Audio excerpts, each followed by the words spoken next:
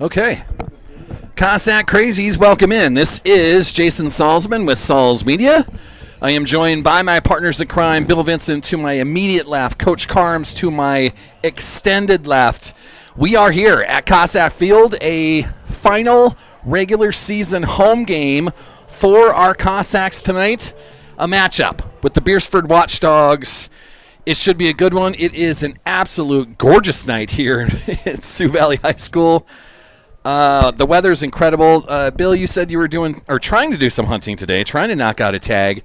Coach Carms, you've been cleaning a trailer. Absolute gorgeous weather today, boys. I was on a golf course today. That's how good this is for the 10th of October. Extended birthday weekend for Mr. Salzman. Just trying to get everything in on this weekend that I can for these Beresford Watchdogs tonight. Our Cossacks 3-3 on our season. Beresford 2-4 on theirs. A quick look at the Beresford Watchdogs schedule. It was losses in August to Parker, who's 4-3 on their season, and then a loss to McCook Central Montrose in September. That was a shutout, by the way, by the Fighting Cougars. Elk Point Jefferson knocked these guys out a couple weeks ago. Dakota Valley just beat them last Friday. Their wins this year over 2-4 Bridgewater Emory Ethan and 0-6 Baltic. So we're 3-3, and what we talked about last week, Bill, was it's go time now. We're in playoff game. This is playoff season now. This is the last regular season home game. It's senior night tonight. Next week, Elk Point Jefferson, the Huskies, that finishes the regular season. We're trying to get ourselves put into a situation that gets us ready for a run in the playoffs. This is the last home game tonight.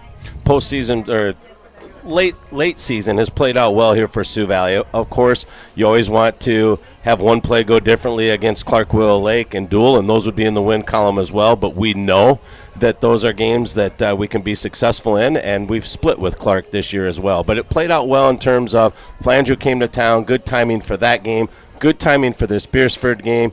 You roll those into it, and then you go play the number one rated team, EPJ, to finish out the year. Regardless of how that one unfolds, it gets you ready for the playoffs and how that'll be. So a win here tonight, tagged with last Friday's win over Flandreau, would really set Sioux Valley up well. It's what you want to be doing at this time of the season. This is game number 7, so you're getting yourselves prepped. You're getting yourselves ready. You're getting your mentality put together for a deep run into the playoffs, and this is another edition tonight, but it is senior night that we will celebrate tonight. There's going to be a little celebration on the field. They'll announce all the seniors. We'll try to go through those, I think, kind of through the game. We'll let the PA announcer do it right at the beginning of the game here, and then we'll help out through that. What I want to do right now before we start talking about one of our fantastic sponsors, our exclusive presenter for everything that we do here on Salz Media, huge helpers every time I ask, Bankstar Financial. With locations in Volga, Brookings, and Elkton, Bankstar provides big-time business with a small-town feel. Looking to finance a home? Need a car loan? How's your retirement plan looking? Stop in today to chat with the local professionals. Bank on the bright side. Bankstar Financial, a proud sponsor of Sioux Valley Athletics and these Salz Media broadcasts. Bill Vincent, your cross-country team had themselves a day again yesterday. The Big East Conference Tournament hosted right here at the golf course. You got to tell us the story, how that went. Yeah, so our girls are very excited after losing the Lake Central Conference by a point and ended up third, had a tiebreaker that we lost to Clark-Willow Lake, so they got second, and Flandreau won the meet. A couple short days later on our home course, our girls go out and flip the script on Flandreau and get a 22-26 win and claim the Big East Conference Championship in track and field. Of course, the two teams will battle it out again Wednesday for the region, and will fight and claw. 3 teams advance, and when you're in Sioux Falls Christian and West Central's region, it really comes down to a fight for that third spot. So exciting. Hats off to our girls there. Macy Licht was 4th in the conference. Amia Ward was 5th. Talia Vincent was 7th. And our most valuable runner, we called her our MVR, Lily Schmidt, was in the top 10. So we had 4 girls in the top 10, all medalists on that girls' side. On the boys' side, a good performance. We were without Tyrus Scholes as he continues to work his way back with the goal of regions for him. Carson Washi ended up second. He was the conference champ in the LCC. We lost to Garrettson. Garrettson really run well. They came in fresh-minded, fresh-legged, and didn't have a double conference to compete in, so I think they really benefited from that. We battled strong with a Flandreau team, who, again, that will be on the radar as a team to must beat in order to get out of that region. Flandreau, year in and year out, awfully good in cross country. But Carson Washi, your Lake Central Conference champion, your Big East runner-up. The seniors have been having an outstanding season. Levi Axtell will also be all conference. He was a medalist with 15th place. So you combine those two with 4 girls, we get out of there with 6 all-conference performers in the Big East. Wow. Super. What's next for the cross-country squad then? It's regions next week. Where might that be? When is it? And where is it? Regions on Wednesday in Garrettson. 2 o'clock start time for varsity girls. Varsity boys will follow. The top 3 teams will go to state. The top 20 individuals will go to state. Of course, some of those individual places will be taken onto their teams as well. So you got to really fight. Sioux Falls Christian will take 6 of those top 20 spots on both the boys and girls side. So we'll have to fight our way through that, and in order to be in that top 20. Right there's your garbage. And if we pull that off, we'll be excited along the way. You can also get a team there by putting 4 individuals into the top 20, because you would still have your 4 at state. You just wouldn't have pushers. So that's what's up on the slate for cross country. Volleyball, another tough loss. The Hamlin Chargers came to town on Tuesday. Volleyball has the rest of the week off. They get back in action on Tuesday. We're going to run up to Arlington. Next Thursday, we're going to run to Baltic. And then next Saturday, a week from tomorrow, a tournament in Millbank. Do you want this? Or are you open? Nope. Okay. Nope, I was just, if we had a guest, I had this stool ready for him. Okay. That is volleyball, cross country. Competitive cheer. They took a 4th place down at a Sioux Falls Jefferson competition. That was on the 4th of October, which was what, last weekend? Trying to do my math. Yeah, last Saturday. Correct. They're just getting done. They were in Watertown last night. I still have not seen results from that. Usually I put some on Facebook. Did you guys see anything? I didn't. We'll try to get maybe a text on that, happen? maybe some info on that. In Watertown last night, they have one more competition on October 20th. That'll be in Lake Preston, and then their state tournament, their state meet, is Friday, October 24th, and that is the day before your state cross-country meet in Huron on October 25th. Competitive cheer championship in Watertown on October 24th. So that's kind of what's going on in the slate here in the fall for this football squad that we're looking at.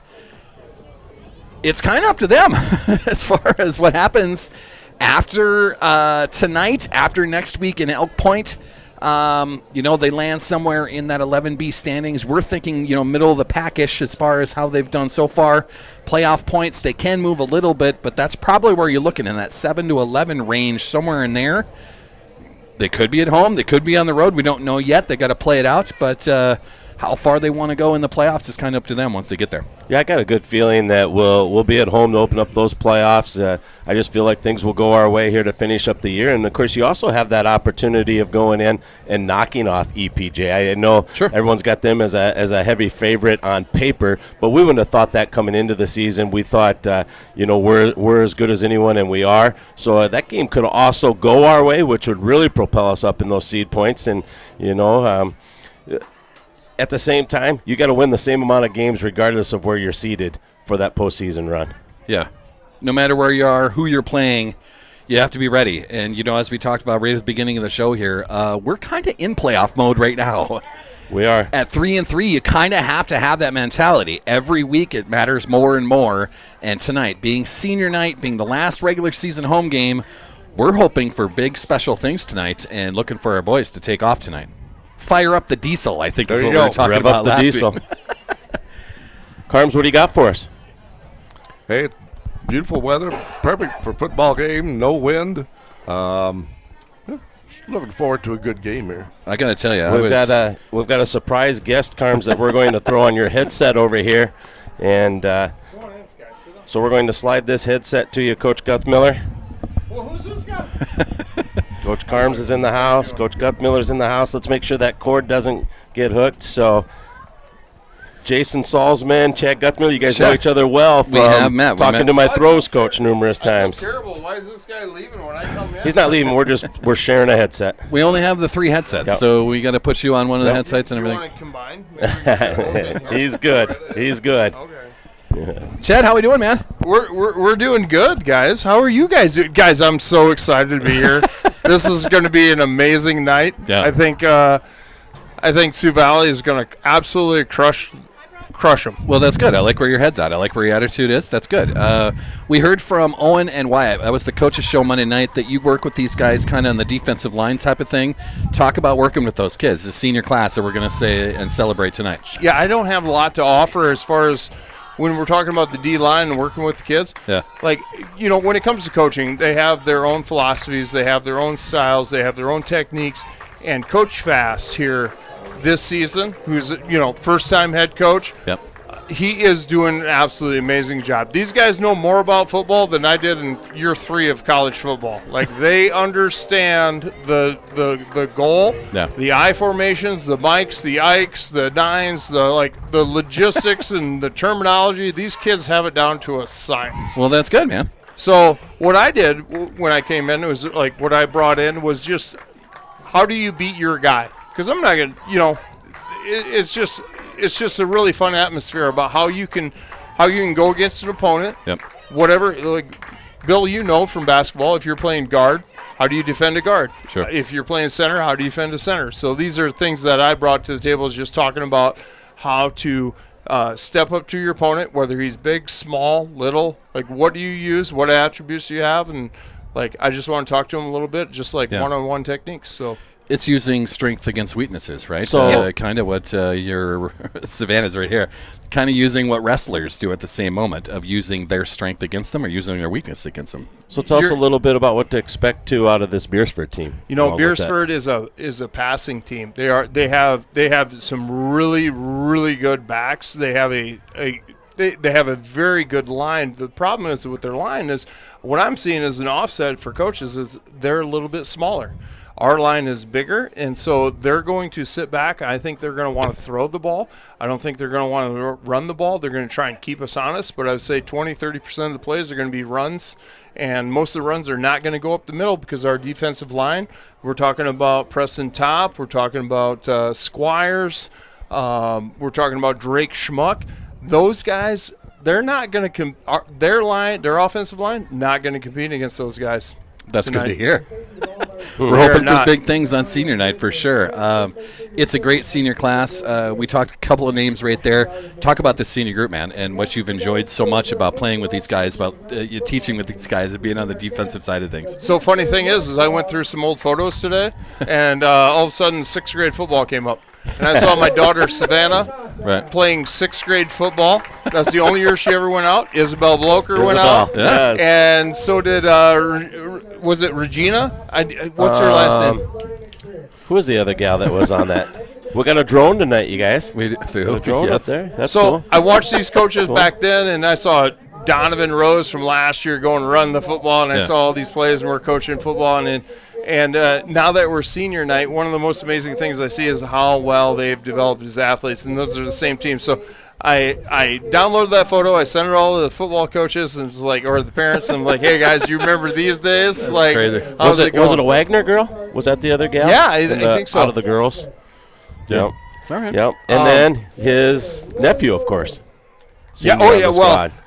Mitch was on 5th grade, and then Jacob was on the 6th grade squad. But it's like watching those little guys grow up to be doing what they're doing right now, and then watch them go to the Dome last year, and watch them competing this year. But they got off to a slow start. But Sioux Valley tonight, they're a championship football team. Yeah. They are. They have the athletic ability, and I think they got the coaching staff. It's what I consider what's going on right now is a factor of new coaching, new development, new players coming in, because you lose a ton of people from your senior class, right? And you're trying to cultivate the new ones coming in. A head coach has a very difficult position trying to figure out, where do I put people, how do I do it, how do I employ my goals onto the team, and they're still figuring that out.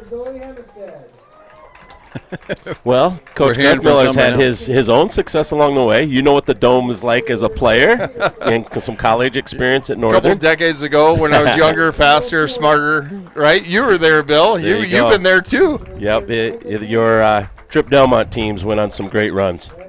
You know, Was it Trip Delmont or was it just Trip at the time? You know, we watched Tripp play football, and then I Yep. think it was, oh man, I'm going to forget the year, but it was shortly, we saw 89, 90, I think it was like 93 Tripp and Delmont consolidated Yep. for their schools.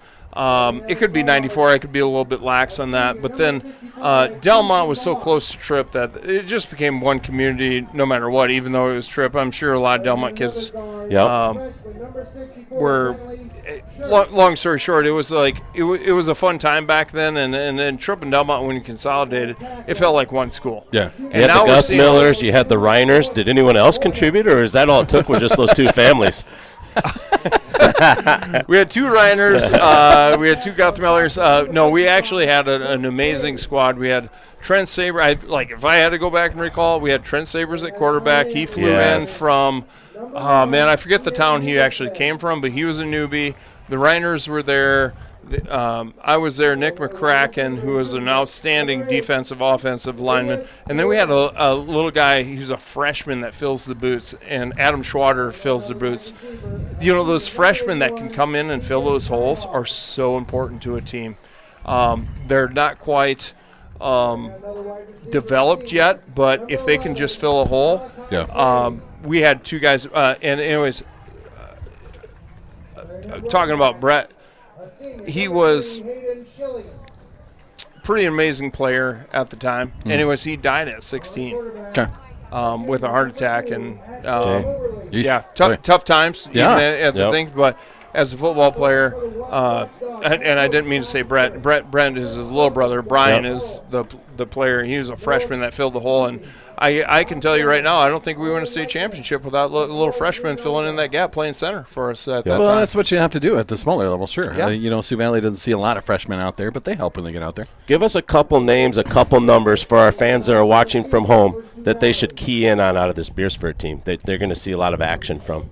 So watching the film, we're gonna see a lot of outside runs tonight. We're gonna see a lot of outside passes, bubble screens. I do not think.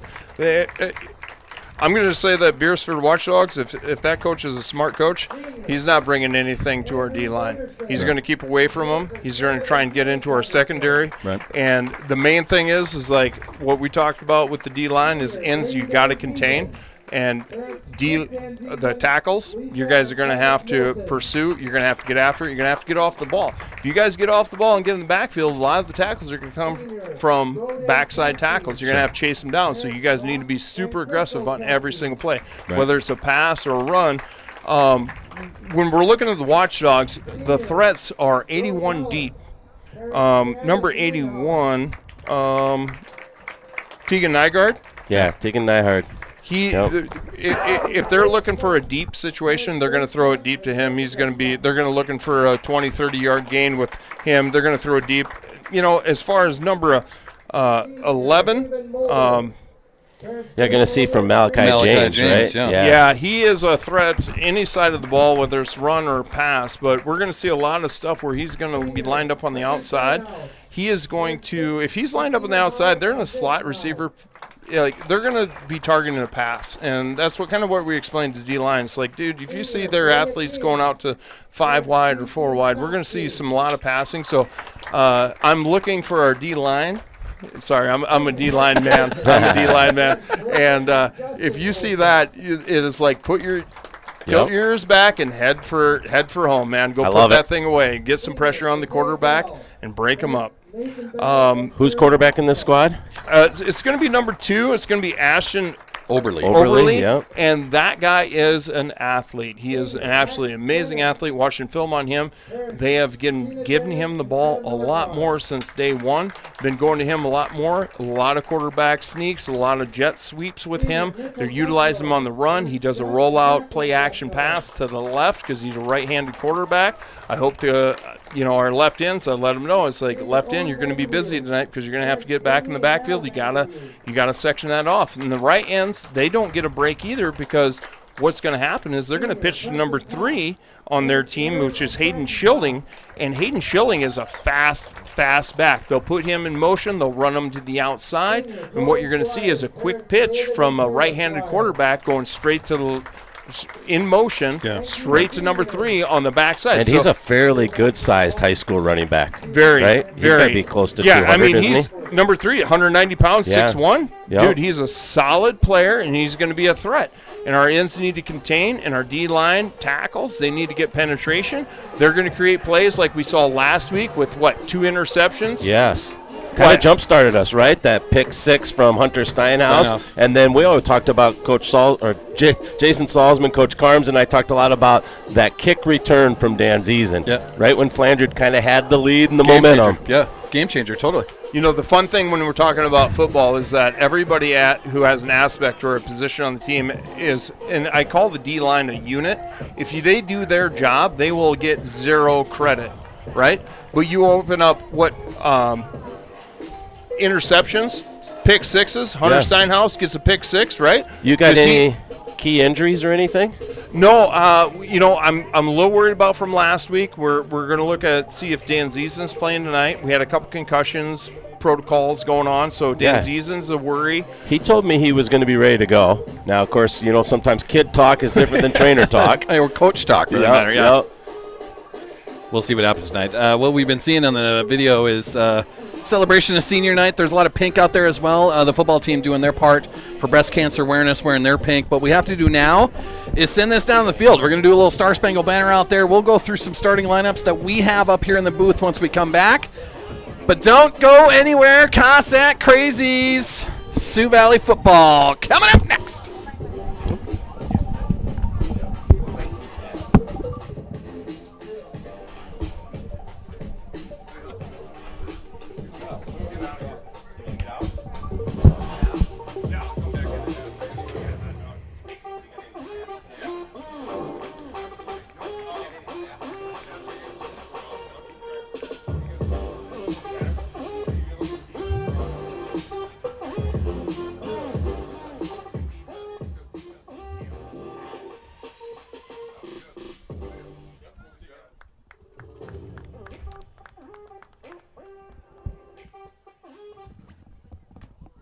Coaches for Sioux Valley, head coach Jordan Fass, assistant coaches Ben Blees, Jeremy Bachman, Jake Schneider, Adam Deerduff, John Hart, Harrison Wagner, Cooper McDermott, and Tim Larson.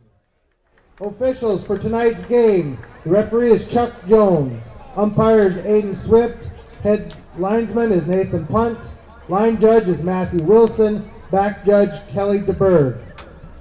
I would ask everyone to please stand and sing along as the national anthem is being sung by Quinn Nielsen, Sioux Valley High School student. To show proper respect, please remove any caps, face the flag, and stand at attention with your right hand over your heart. Veterans and military personnel not in uniform may salute the flag. The colors are being presented by legions of Volga, Sinai, and Bruce.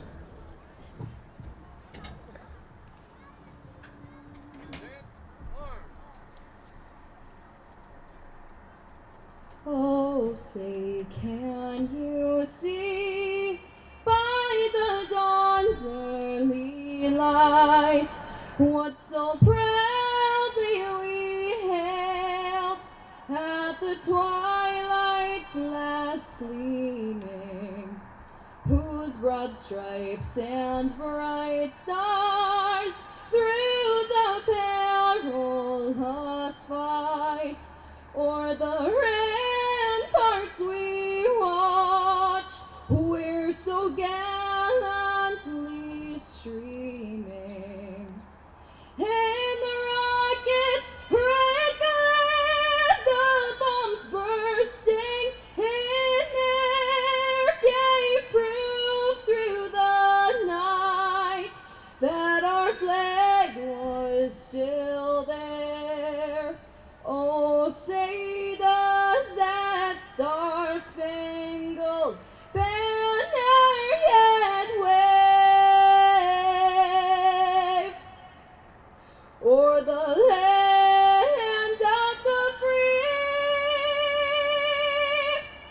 and the home of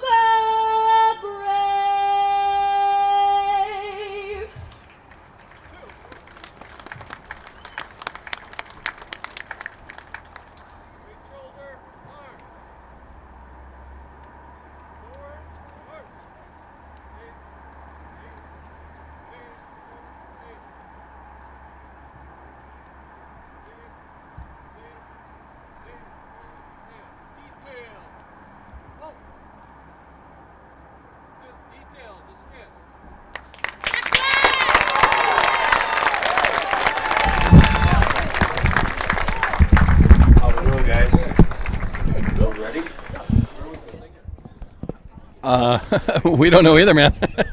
Quinn Nielsen is who it was. Quinn Nielsen was the fantastic rendition of our Star Spangled Banner today. Awesome Wow, job, Quinn. that was impressive. Thank you to Chad Guthmiller for joining the pregame. Sounds like he'll be back at halftime. He'll have some insights for us as well. Senior night here in Sioux Valley High School, Cossack Field. The final regular season home game. Off to Elk Point next week. That's the final regular season game, and then playoffs fire up after that. Can you feel the excitement, Carms? You can feel it. Coach Carms. The time is coming. Coach Carms to my far left, Bill Vincent right next to me to my left. What we're going to do now out there is do a little coin flip. What we can do is try to go through some starting lineups. I think we have the Sioux Valley side of things.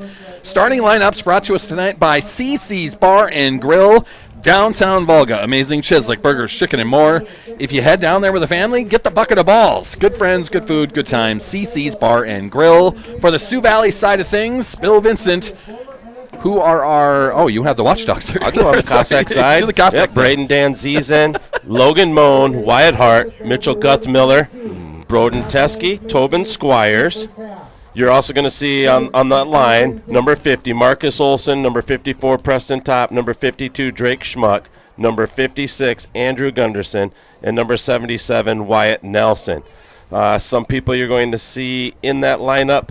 On the other side of the football, then you're going to see Kellen Tucker, number 11, Hunter Steinhaus, number 17, would be key guys there. Starting one way. Injury report, no Brody Holland in uniform today. I say injury report, just not in uniform, probably more accurate. Number 15, Ethan Hemmestead. Number 19, Cody Stringy. Number 58, Jack Dahlgren. And number 67, Dylan Holly. Whether that's injuries, illnesses, whatever it may be, some of those guys not in uniform tonight for the Cossacks. Sioux Valley did end up winning the toss. They deferred. They will kick off to start. Beresford, our return team, to begin our game. For the Beresford side of things, brought to us by CC's Bar and Grill, the starters for the Watchdogs. Number 1, Ian Henderson, a 170-pound junior tight end linebacker. Number 2, will quarterback this squad, Ashton Oberly, 175-pound 5'10" junior. Number 3, Hayden Schilling, the senior running back at 6'1", 190. Number 8, Elias Perez, the junior 5'11", 165-pound wide receiver. Number 11, Malachi James. You'll see him at the slot in the backfield at the wideout. The senior is 170 pounds and at 6'3", will also play defensive back for this team. Peyton Hoffman, number 13, the senior at 6'1". Micah James, the freshman, will get some reps as well. Number 55, Luke James, a sophomore at 6'3", 215 pounds, will be on that line. Number 64, Bentley Scroll, a freshman at 220 pounds. Number 65, Kason Voss, a senior at 180. Number 74, Cameron Mullinex, a 200-pound, 5'10" offensive and defensive lineman. Number 77, Cooper Joseph, the sophomore at 6'2", 275, and number 81, a wide receiver, Tegan Nyhog, the senior wide receiver defensive back at 6'5", 185. Outstanding, Bill Vincent, as always. Wyatt kickoff. Nelson on our kickoff to the Watchdogs. They're going to hand that off. That's number 24, trying to come to the near sideline. He'll be bottled up close to the 35-yard line. Number 24 is Landry Sims. They returned that, a sophomore running back for the Watchdogs. That's where they're going to begin their 1st and 10. They're going to have it on the 33-yard line of their own. And we're off and running. The final regular season home game for Sioux Valley. One more to go after this. Head down to Elk Point next Friday and then off to the playoffs from there. But senior night, final home game for those Watchdogs, that will be Ashton Oberly. He'll be in shotgun.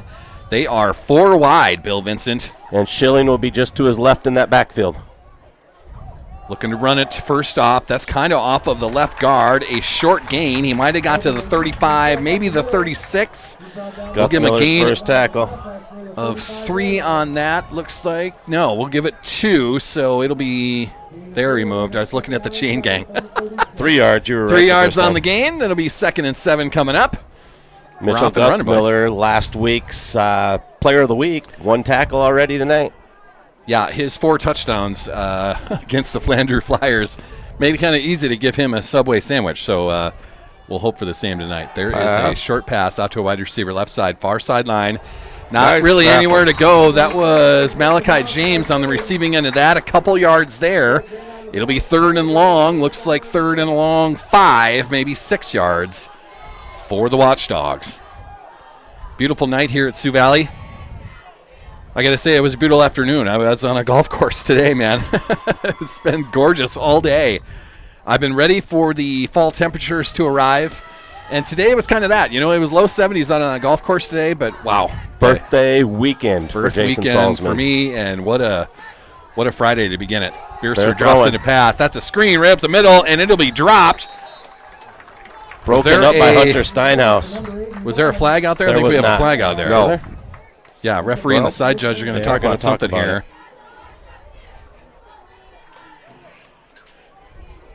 Referee is going to Sioux tell Valley's us going to decline. that this was maybe an illegal shift. And Yeah. What it was, Beresford yep. showing punt. Yep, Sioux Valley declines the penalty. Punt time for the Watchdogs. So Sioux Valley does their job. Coach Guthmiller kind of gave us a lowdown on that defensive side of things. That's a nice start. A 3 and out to begin this game. What number is that back there punting? Was that 15? 15, 18? If it's 15, that's Micah 15. James back there. That makes sense. It's a freshman wide receiver. Returning for our Cossacks, that's number 2. That's Braden Danzizen. Prognosticator said he'd be out there. Looking to return it. He's going to let that roll, though. Probably a good decision with a bunch of Watchdogs coming after him. And they will down it at the 16-yard line, and that's where Sioux Valley is going to begin their first possession of senior night. This first quarter is brought to us by GP Auto, Grant Peterson and friends on the east side of Brookings. They'll take care of all your car repair needs, oil changes, engine repair, tire replacement. Thank you, Grant. Thank you, GP Auto, for being a sponsor of Sioux Valley Athletics and the Sauls Media broadcast. So I think officially that was number 18, Hayden Hammondberg, the junior 6'3", 160-pounder that punted for them. Okay. For Sioux Valley, this is Wyatt Hart in shotgun. Guthmiller behind him. It's straight up the middle. Big game, big hole, and Guthmiller runs over a couple of defenders as well. He'll have a gain of 11 yards. That gets the Cossacks up to the 27, 28-yard line. Nice big gain to start the game tonight. Yeah, Sioux Valley just instantly here looks a little more dominant physically. Another 1st and 10 coming for our Sioux Valley Cossacks.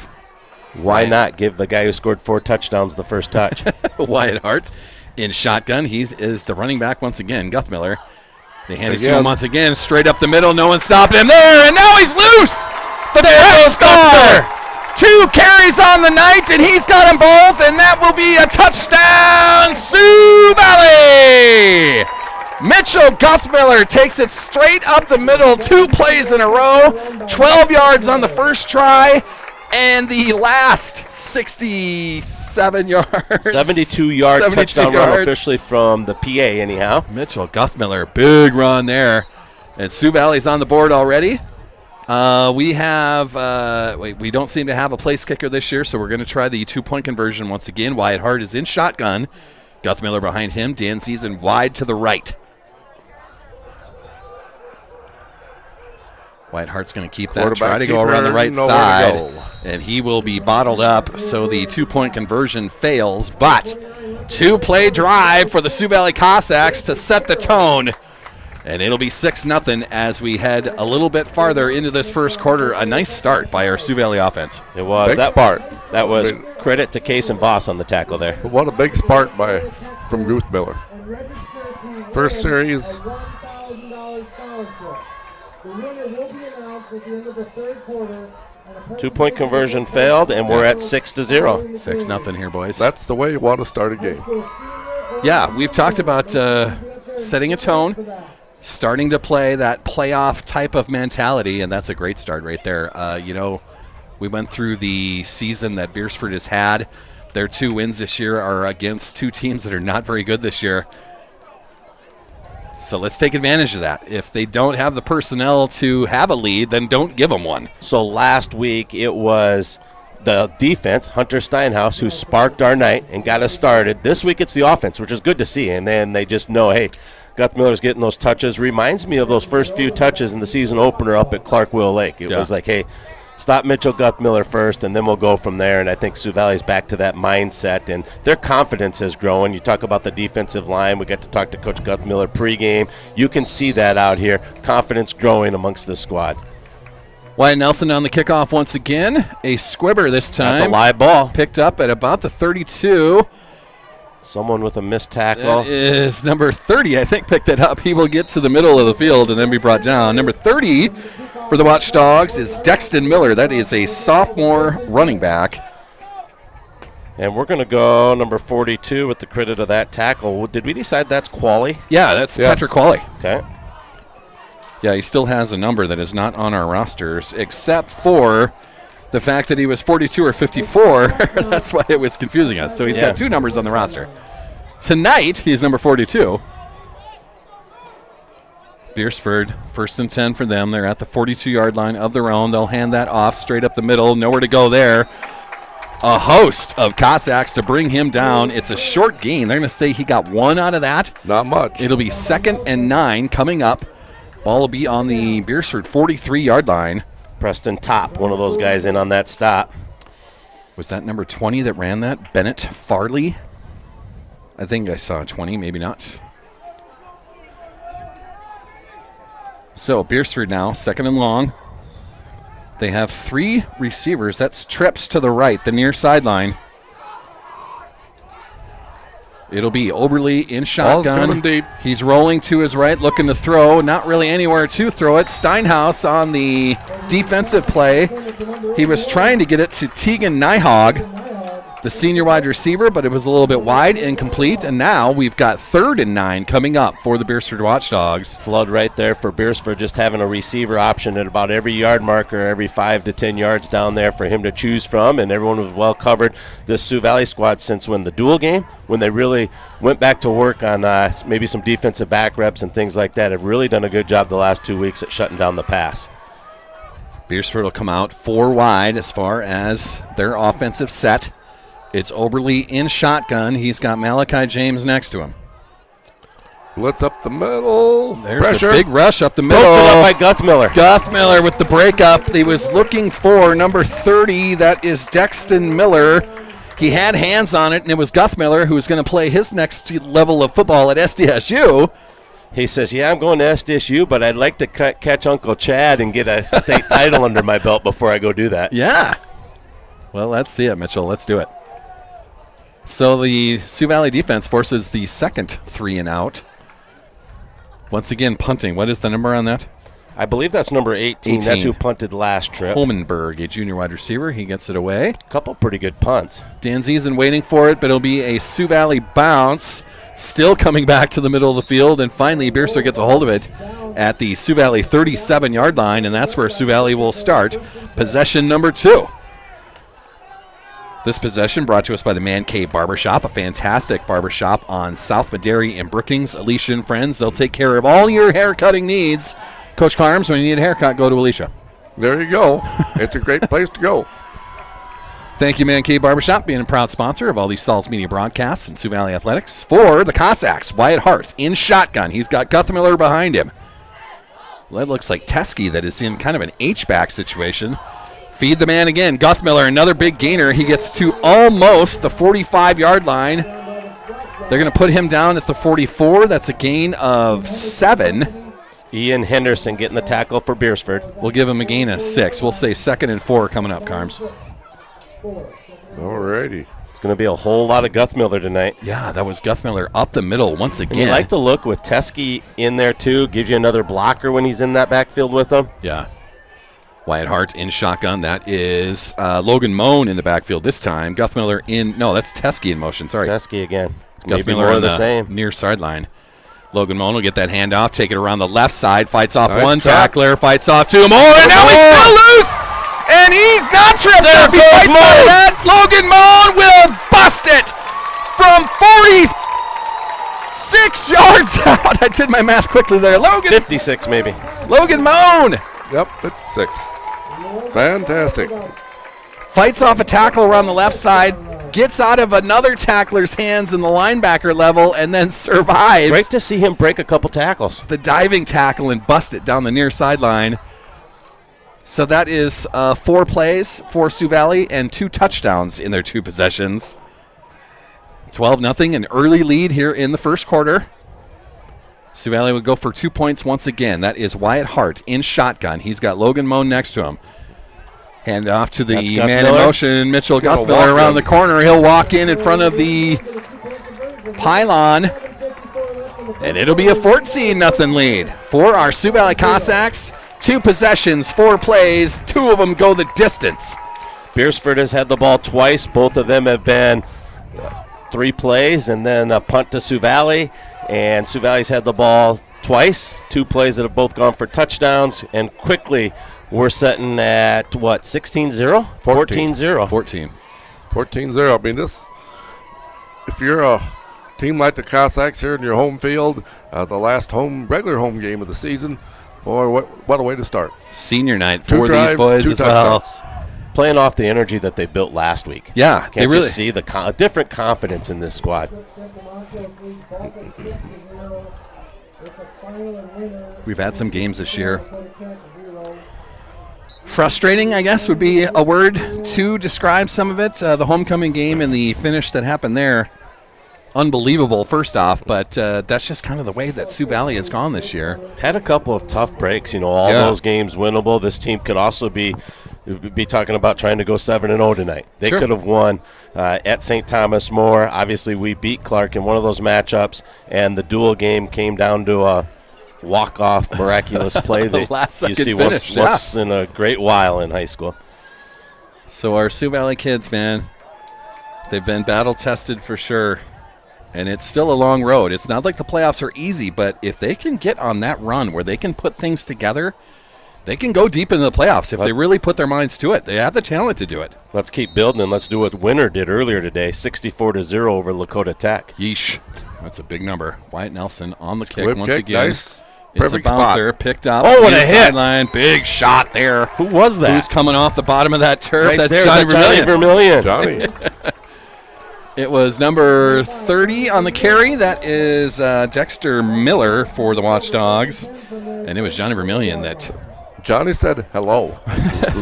just, a nice little meeting. Instead of a handshake, it ends up with a strong tackle. So, yeah. We were just talking that time of the year where some popping starts going on. Of course, the weather gets a little colder, so you hear it a little bit more now. But kids just amped up, starting to get sense of the playoffs and things like that. The hitting gets a little harder. Watchdogs come out. That is Oberly under center this time. Quick turnaround. He'll hand that off. That's Miller around the right side. Logan Moan there. Good job. Good swarm tackle. Looks like Guthmiller there. Tobin Squires, number 9 there. Preston Top there. A gang. Dan Ziezen off the bottom of that pile as well. So for the Watchdogs, they'll give them a gain of 2.5. A fired up Nelly down there. We love it when Wyatt Nelson's pumped. Double sevens. You also like this. You're getting to see some of the 2s already early in the game. We see 66 and 55 out there for Sioux Valley's defensive line. Watchdogs in shotgun, looking to throw it. That is broken up. Steinhaus got a hand in on that. That was to Tegan Nyhog on the near sideline. Steinhaus broke it up. It'll be 3rd and long for the Watchdogs. Owen Vanderweerd and Hayden Rusink. There you go. Nope. Hudson. Holden. You went through the whole family. The Rusinks. Holden in there on that defensive line right now. I had a fun conversation with Wyatt Nelson, Owen Vanderweerd, at the coaches show just on Monday night down at CC's. That's a fun duo. Look at this right setup there. here, you guys. Not triplets. Quads out here. It's actually 5 receivers. There's one on the other side. And he'll just run it right up the middle. Now we've got a flag down as well. Pink flags. That's what threw us off earlier, you guys. The color of the flags. Oberly bottled up by several Cossacks. It was Schmuck. Is that the last one that's all fired up out there? But a flag down could be an illegal formation. So they may have had 5 receivers out there, but maybe not enough were on the line. What do we have here as our call? Referee pointing to the wrong sideline. That's an illegal shift on Beresford. So the referee was blowing dead, right? So that'll go back, or can Sioux Valley decline that one? We're declining that one. We're going to make it 4th down. It's going to be the 3rd, 3 and out. Sioux Valley defense came to play tonight, boys. This is Hayden Holmenberg, the junior wide receiver. Back to punt, back to receive, Braden Danzizen. He's done a nice job punting. See if Sioux Valley brings some pressure at him. Bringing some pressure from the right side. One There's a side. good boot on that as well. Danzizen's got to run that down, and he'll just let that one go. So, yeah, 3 good punts from Holmenberg. That'll be downed at about the 23. Yeah, we're going to put that down on the 23-yard line. So, Sioux Valley, who's had 2 possessions, 4 plays, 2 of them have gone the distance. Let's do that again. Let's just keep handing it off up the middle. If that's the weakness that they have in their defense, exploit the weakness. Isn't that Sioux Coach Valley's owning the Guthmiller line of just told us? scrimmage, that's for sure. It's been a fun one so far. This possession brought to us by Jimmy John's, the fantastic Freaky Fast sub shop in Brookings on 6th Street. Thank you, Aaron. Thank you, Dale, for believing in this. Pink socks, pink pom-poms, pink flags as well tonight. Whistles. Wyatt Hart in shotgun. There you go. He'll hand off to Mitchell Guthmiller. A shorter gain that time. Looks like he'll get a gain of 4 yards in that. It'll be 2nd and 6 coming up. Guthmiller's got, 3 carries tonight and almost 100 yards already? That was Connor Nemeyer, the 256-pound senior, number 67, with the stop for Beresford. I don't know how to say that last name. I'll let you go with it. New Mayor? Yeah, let's go with that. That's how it's spelled anyway. 2nd down for the Cossacks. Wyatt Hart. Here's That's going to Guthmiller pitch again. to Guthmiller around the right side. He's got a big gain Big there down the block far from Moan. sideline. And he'll be thrown out of bounds at about the 45-yard line. They're going to mark him down at the 44. Big first down run. And Sioux Valley still moving it with ease against this watchdog defense. And still over half of this first quarter to go. Yeah, that was Logan Moan, the lead blocker out there for Guthmiller. So on this first down play, Wyatt Hart will be in shotgun. That is Guthmiller to his right. Couple of receivers out there as well. Danzizen in motion. Fake it to him. Hand it to Guthmiller around the left side. Spins out of a tackle. Trying to spin out of another. And he'll be brought down after a short gain just short of the 50-yard line. They're going to put him down at the 47. That'll be a gain of 3. Malachi James in on the stop. Okay. Good run by Guthmiller. He's running with a purpose tonight. Running like a senior on senior night. Yeah, he's running hard, yards after touch, so to say, but his line is getting a lot done here tonight. The beef, you're talking. Yes. The guys and they up should. front. That's a big group. It's a good group. Wyatt Hart in shotgun. That is Logan Moan in the backfield. Broden Teskey in motion. They'll stop him as an H-back. Hand it off to Logan Moan. He's trying to take it straight up the middle. Has some success there. And he'll be close to a first down. Just keeping those knees popping. It'll be 3rd and 1 yard to go, but we're on the other side of the 50 now. They're going to spot that at the Beresford 47-yard line. So a 3rd and 1 coming up for the Cossacks. Now the longest possession of the evening for the Sioux Valley offense. It's unusual. So Logan Moan seems to be running really strong tonight. Seemed like earlier in the year, once he got that contact, he came down kind of awkwardly or would come down. Now he's playing through that. Jumped off sides on Beresford. And offsides. That'll we be a may first have down. a free first down coming here. That's all Wyatt Hart there coming up, changing his snap cadence, changing his rhythm to it, and getting him to jump off sides, giving a little hard count, and he gets a free first down out of it. Offsides on the watchdog. Referee, normally they have microphones on these referees, but he does not have one. So it is a offsides on Beresford. 5 yards and a free first down for Sioux Valley. He must have had trouble finding a pink microphone. They're going to place the ball in the 42-yard line of Beresford. There's a handoff. Guthmiller around the right side once again. Takes a bunch of the watchdogs to bring him down. Looks like a pile of 4 or 5 of them. So he's got a great gain again on first down. It'll be 2nd and doable. Looks like 2nd and 5-ish. Correct. So Guthmiller, another strong run. Sioux Valley having no problems on offense moving it tonight. Taking advantage of a watchdog front 7 that's a little bit undersized. Wyatt Hart in shotgun. Guthmiller to his right. Danzizen in motion.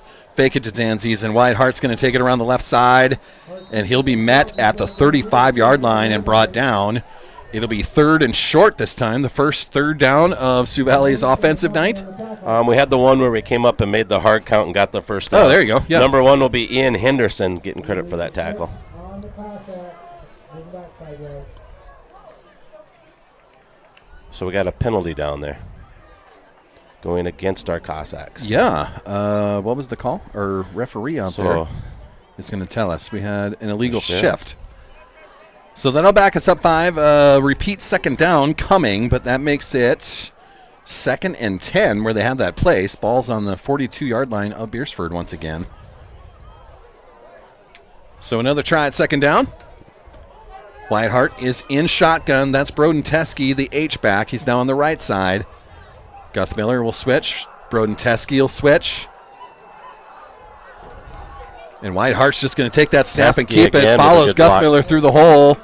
He'll have 5 yards out of that. They'll place that on the Beresford 38. So a gain of 4 there. We'll call it 2nd and 6, Carms. Cameron Mulinex getting credit for the tackle for Beresford. I like what I'm seeing out of Teskey.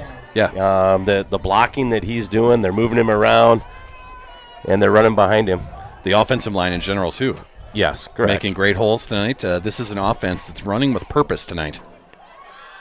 Very effective so far. Whitehart in shotgun once again. Guthmiller right behind him. Whitehart's going to follow Guthmiller around the right side. He'll be close to a first down. Looks like a little bit short, though, so it'll be 3rd and 1 coming up. That was a nice cut. Yeah, good read. He wanted to pop it outside, it looked like, and then just cut back upfield. They've got 4th down out there. Is it really 4th and 1? Did I miss one? I missed one. So 4th and 1 for Sioux Valley, but, I mean, we've been doing it all year. This has been 4-down territory. It doesn't seem to matter where we are. We're going for it on 4th down. Field. We've had no problems advancing plays tonight. So Whitehart in shotgun, 4th and short. Guthmiller behind him. Takes a snap, hands it off to the big fella, the big senior. Bust through the left side. There'll be another first down. Sioux Valley.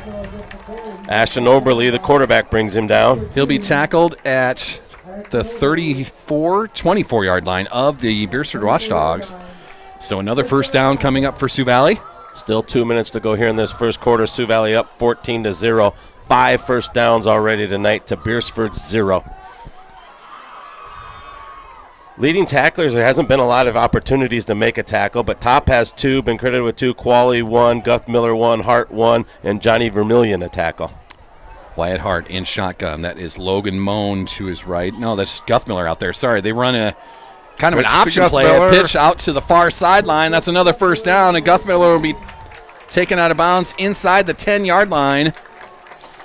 You got to like that play. It gets Sioux Valley out and wide right away and gives Guthmiller a chance to use his speed. Get him in some space. It is going to be 1st and goal from the 9-yard line. This is officially a red zone trip. We'll thank Back Alley Meats as our red zone sponsor tonight. Back Alley Meats, a fantastic butcher shop, downtown Volga. Get down there and get everything you need for whatever party you're trying to do. Maybe you're just grilling out on a Friday night like this, listening to a little Sauls Media football. Get your ribs, get your burgers, anything you need. Wyatt Hart in shotgun. Logan Moan behind him. Fake the handoff to Moan. No, they do hand it off to him. He tries to take it around the right side, gets inside the 5, and fights to the goal line. Score. Touchdown, Sioux Valley! Logan Moan with a 9-yard take. Fought himself through the right side, kept his feet going, and got all the way to the goal line and dove for it.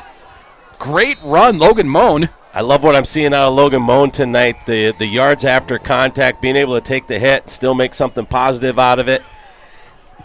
Second time to the end zone for him tonight. 20-0 our score. Sioux Valley will go for 2 points again, as we don't have a reliable place kicker. So Wyatt Hart in shotgun. That is Guthmiller behind him. They're going to do a little option to the left. Guthmiller to the corner. And he'll dance over the goal line inside the pylon. 2-pointer is good. 22-0 early here in the first quarter. Well, I guess not early in the first quarter anymore. Early in the game. Early in the game. One long quarter.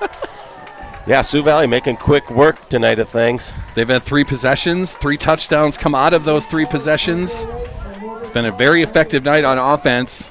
You're okay with this for Sioux Valley? You get an opportunity here as this night progresses to get some of the 2s and 3s, maybe 4s into the game, maybe an opportunity, maybe even end it early. You're okay with that in this situation because you're going to play number 1 in the state next week. Yeah. The more healthy you can stay, the quicker you can take care of business here, the better.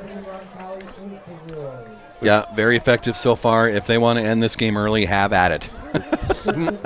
I have no problems with that. It's great to see, Mitchell Guzman, of course, a tremendous runner, and Logan Bones participated and done well so far, but he's actually kind of a breakout game for him. He so is, far. yeah, looking It's very just, improved from game 1 to here, and who knows, maybe he was fighting an injury or two, and now he's fresh and healthy, but he's really getting yards done after getting touched. Breaking tackles.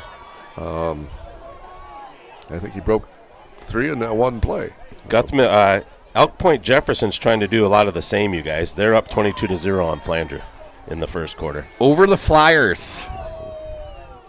How about Friends your of Elkton team? They got an intriguing game tonight. We better keep up We're to date on gonna- that score, too. We're going to talk about that story at the quarter break. We should have a little bit of time there. It's an interesting story if you guys are up for it. Wyatt Nelson, that's a good bounce there. He got a nice kick. Oh. And another Was big that Johnny blast. again? Johnny Vermillion in on that. He's at the bottom of the pile. Who's coming up Yes. with him? Johnny Qualley. And number 14, Weston Pitts. There you go. Weston Pitts down Pitts, there. hey, Weston's very capable. he is. He fought a little injury about week 2 or so and just getting stronger each week as well. So the Beresford Watchdogs will take over this possession. This time they're at their own 31-yard line. 1st and 10 for the Watchdogs. We'll got to make sure we get those special teams tackles down because we don't get a lot of opportunity to tackle on just the plays here. It's been, 3 punts we've seen here tonight? 3 punts. We haven't seen 3 punts on the season from Sioux Valley. Have we seen Sioux Valley punt? Do we have a punter? Yeah, Dan Ziesen. Dan Ziesen has Dan done it Ziesens. once or twice, yeah. We do have a punter. Beresford's going to come out. They're under center this time, so they're going to take that and pitch it out, but we're going to have a dead ball whistle to stop that. It was a timeout before the snap. So this timeout brought to us by Buster's Auto Brokers, right on the corner, right on the price, right in Mitchell. Thank you to all these sponsors. That would be the forfeit. That's the 2-0 score there, and they may not have put that into the South Dakota score feed, but since we have a timeout, we'll talk about it quick. Elkton Lake Benton on Monday was told by the Dubrook Dolphins that the Dolphins were too injured to field a team, so they forfeited. Officially, it's a 2-0 win for ELB, but instead of taking that win, they found an opponent. And oh boy, did they find an opponent. They made the trek all the way up to Britain tonight to play the Braves of Britain Hecla, also 5-1 in 9AA, also at that same 4-5 range that ELB is in the playoff rankings. Yeah, really and helped so their far seed points. tonight, the Elks have gone up there and done what? They're up 28-0 after the first quarter. All right, so ELB not messing around. They took advantage of whatever scheduling that was out there. I don't know why Britain Hecla had an open date at the same time That'll that ELB be did. huge for the seed points. Do they get to It's- count that in the seed points, or do you count the Dubrook 2-0 one? I don't know how that that'll works, all work. but Elkton Lake Benton certainly wanted to test themselves, and that'll be a throw. One of the defensive backs for Sioux Valley just tripping up there. I think that was Hunter Steinhaus. That's Steinhaus coming up with a little limpy there, but they were trying to get it to Tegan Nyhog, the senior wide receiver, and it was an overthrow by Oberly. We got some subs coming in Something's and good out. there for Hunter. This is good to see. Sioux Valley can get a lot of reps. You don't always get the guaranteed JV game. Yeah, just a nice mix of a little bit of everything out there right now. You've got your senior leaders out there. Everyone's in pink. Seeing Kellen Tucker. But you're going to have some youngsters out there at the same time getting their work done as well. Beresford for this 2nd and 10 will come out. 4 receivers. 1 man in motion now. That's 3 receivers to the right. Looking to throw it to the right once again. Then the near sideline. And that will be overthrown. Looking for Ian Henderson that time. And on the defense, that was Logan Moan on the defense there. Is that Logan Moan, Kellen Tucker. Okay. You got to love this, guys. So our pass protection, just, our defensive backs, our safeties just really covering well after, was it the Dual game where Dual came and kind of threw it all over the field on us? Clark Will Lake had some pass success plays too, So now this would be back-to-back weeks where we're seeing our defensive backs, our linebackers be able to make their coverages against the pass game.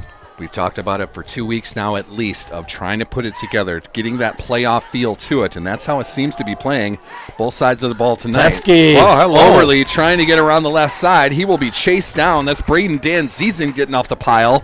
He runs him down around the left side. It's a loss of, 5-6 yards? Yeah, Fourth Teske, and very Teske long. was the first guy there. Teske. And you'll probably get credit Bringing for a pressure. sack, right? Quarterback with that play. Yeah, probably. Yeah, we'll give him a sack. Yep. We're unofficial stats up here. Yeah, let's do it.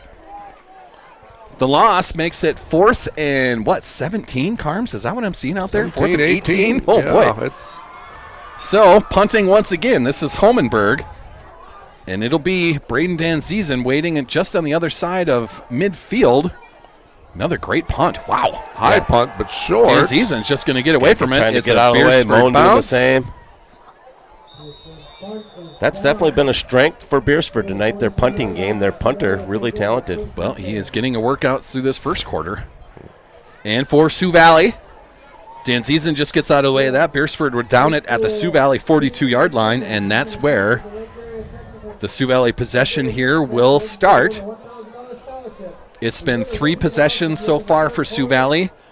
The last one being at least elongated with some plays that they had to run that time, but it's been 3 touchdowns off of those 3 possessions so far. And still 35 seconds to work with here in the first. Look at this. Sioux Valley coming out 4 wide. Wyatt Hart handed off to Logan Moan right up the middle. That's a short gain. He'll get to about the 47-yard line. They're going to say he's down at the 46. We'll give him a gain of 3.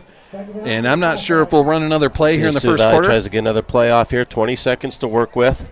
I think they will yet. Early in the game. Seems like they're trying Still to. got to take care of yourselves. I mean, there's no wind out here, so you don't have to worry about that. You're not trying to throw into it or throw with it. 4 wide receivers once again. Wyatt Hart. He will motion left. Pitch Pitch to that Moan. out to Logan Moan near sideline. He'll get across the 50, be close to a first down, and they will give it to him, which will stop the clock for a minute. For a second, I guess I should say.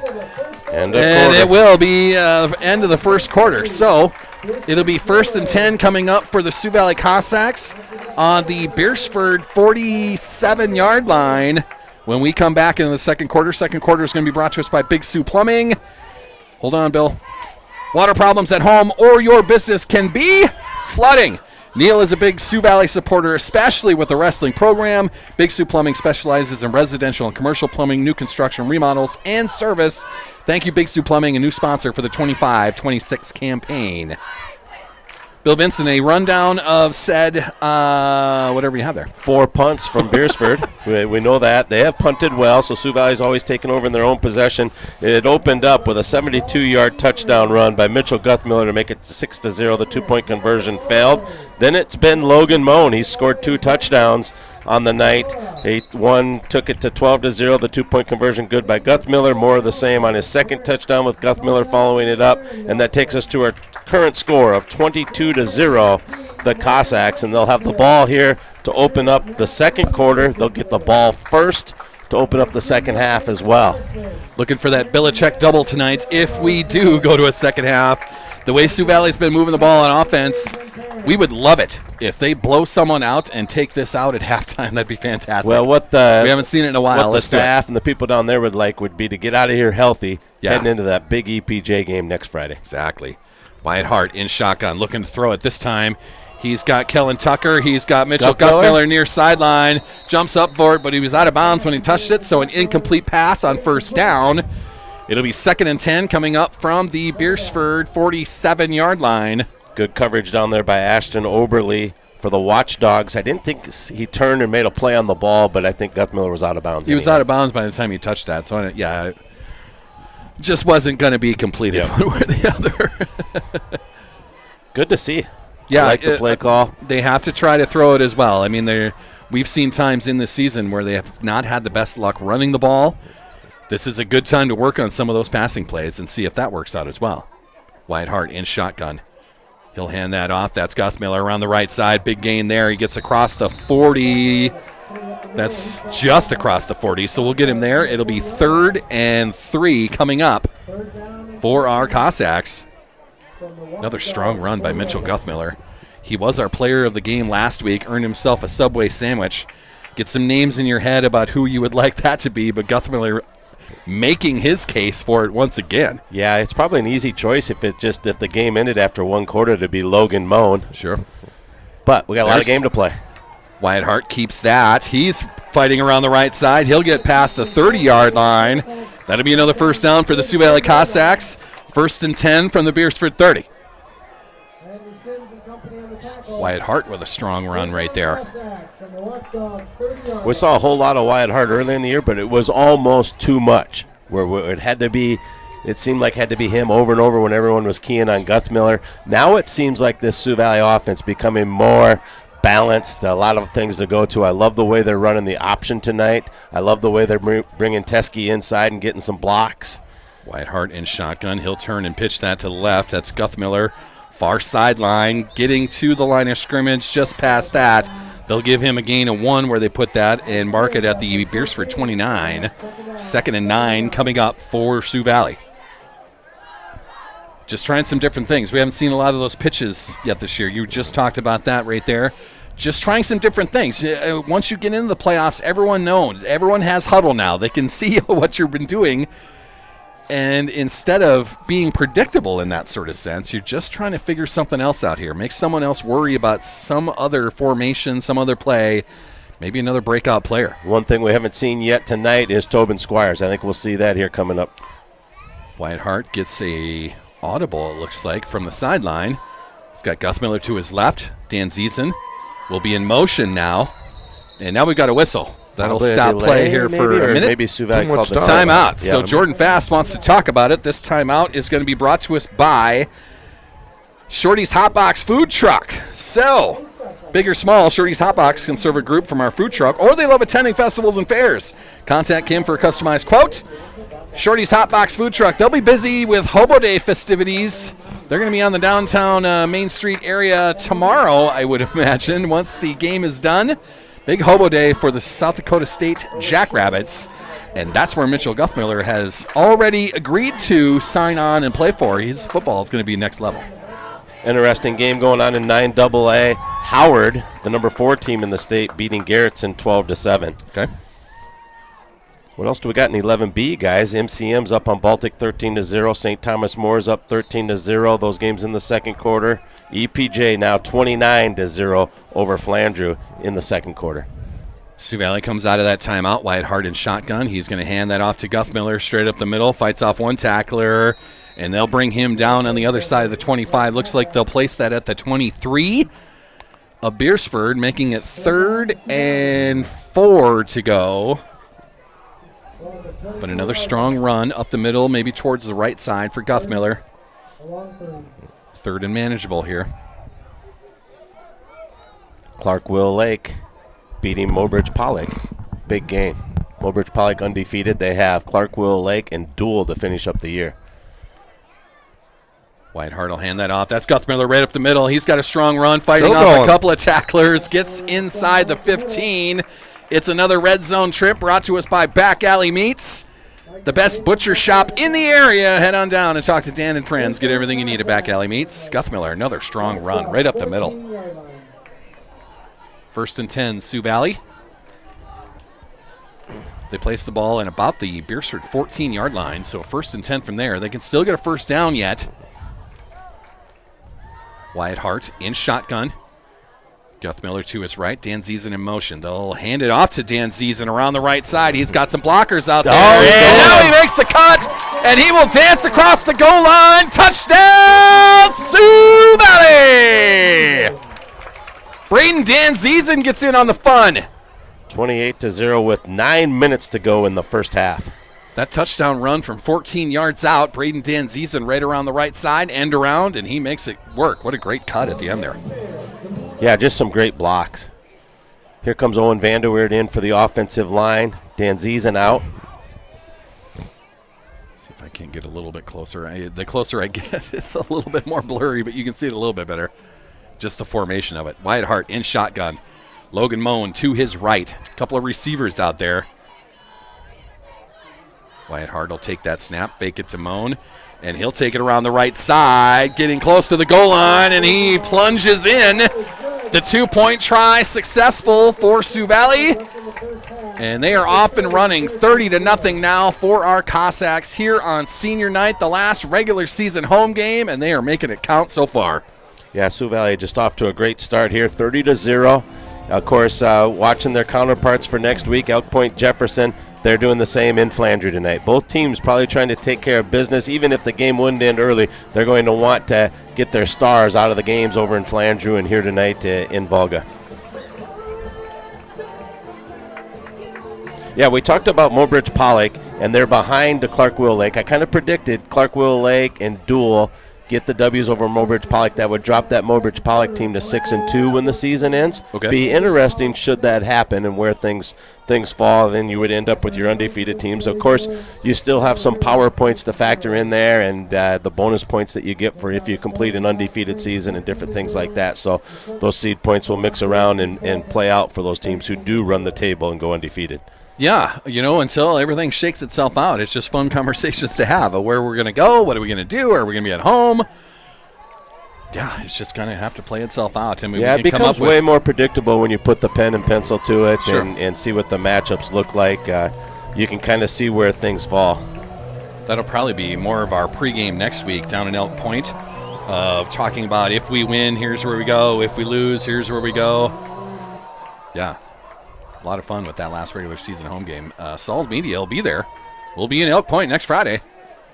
That kickoff. Perfect spot. Touched. Still live. Now picked up inside the 20. That's Dan Ziesen and Qualley. Dan Ziesen rings him down. That'll be around the 15-yard line, maybe the 16 of Beresford, but they touched it before it went out of bounds and couldn't get a handle on it. Qualley and Johnny Vermillion becoming special team studs, you guys. They're getting after it tonight, yeah. I'll tell you. It'd be a good role for those guys, really contribute, give those other guys a little blow when they come in. Beresford now. Another possession here. They'll be 1st and 10 from their own 16-yard line this time. They've got trips to the left, one receiver out to the right. Oberle in shotgun takes that, looking to throw it to the right. Completed. Short gain, that is Kellen Tucker that'll finish that off. Was it Johnny Vermillion that got there first? Johnny Vermillion will get credit for that tackle. Weston Pitts in on that play, and Kellen Tucker. That was Hayden Schilling on the receiving end of that for the Watchdogs. It's a short gain. 2nd and 7, it looks like, Carms. Mm-hmm. Somewhere in there. So for the Watchdogs, a play that went positive that time.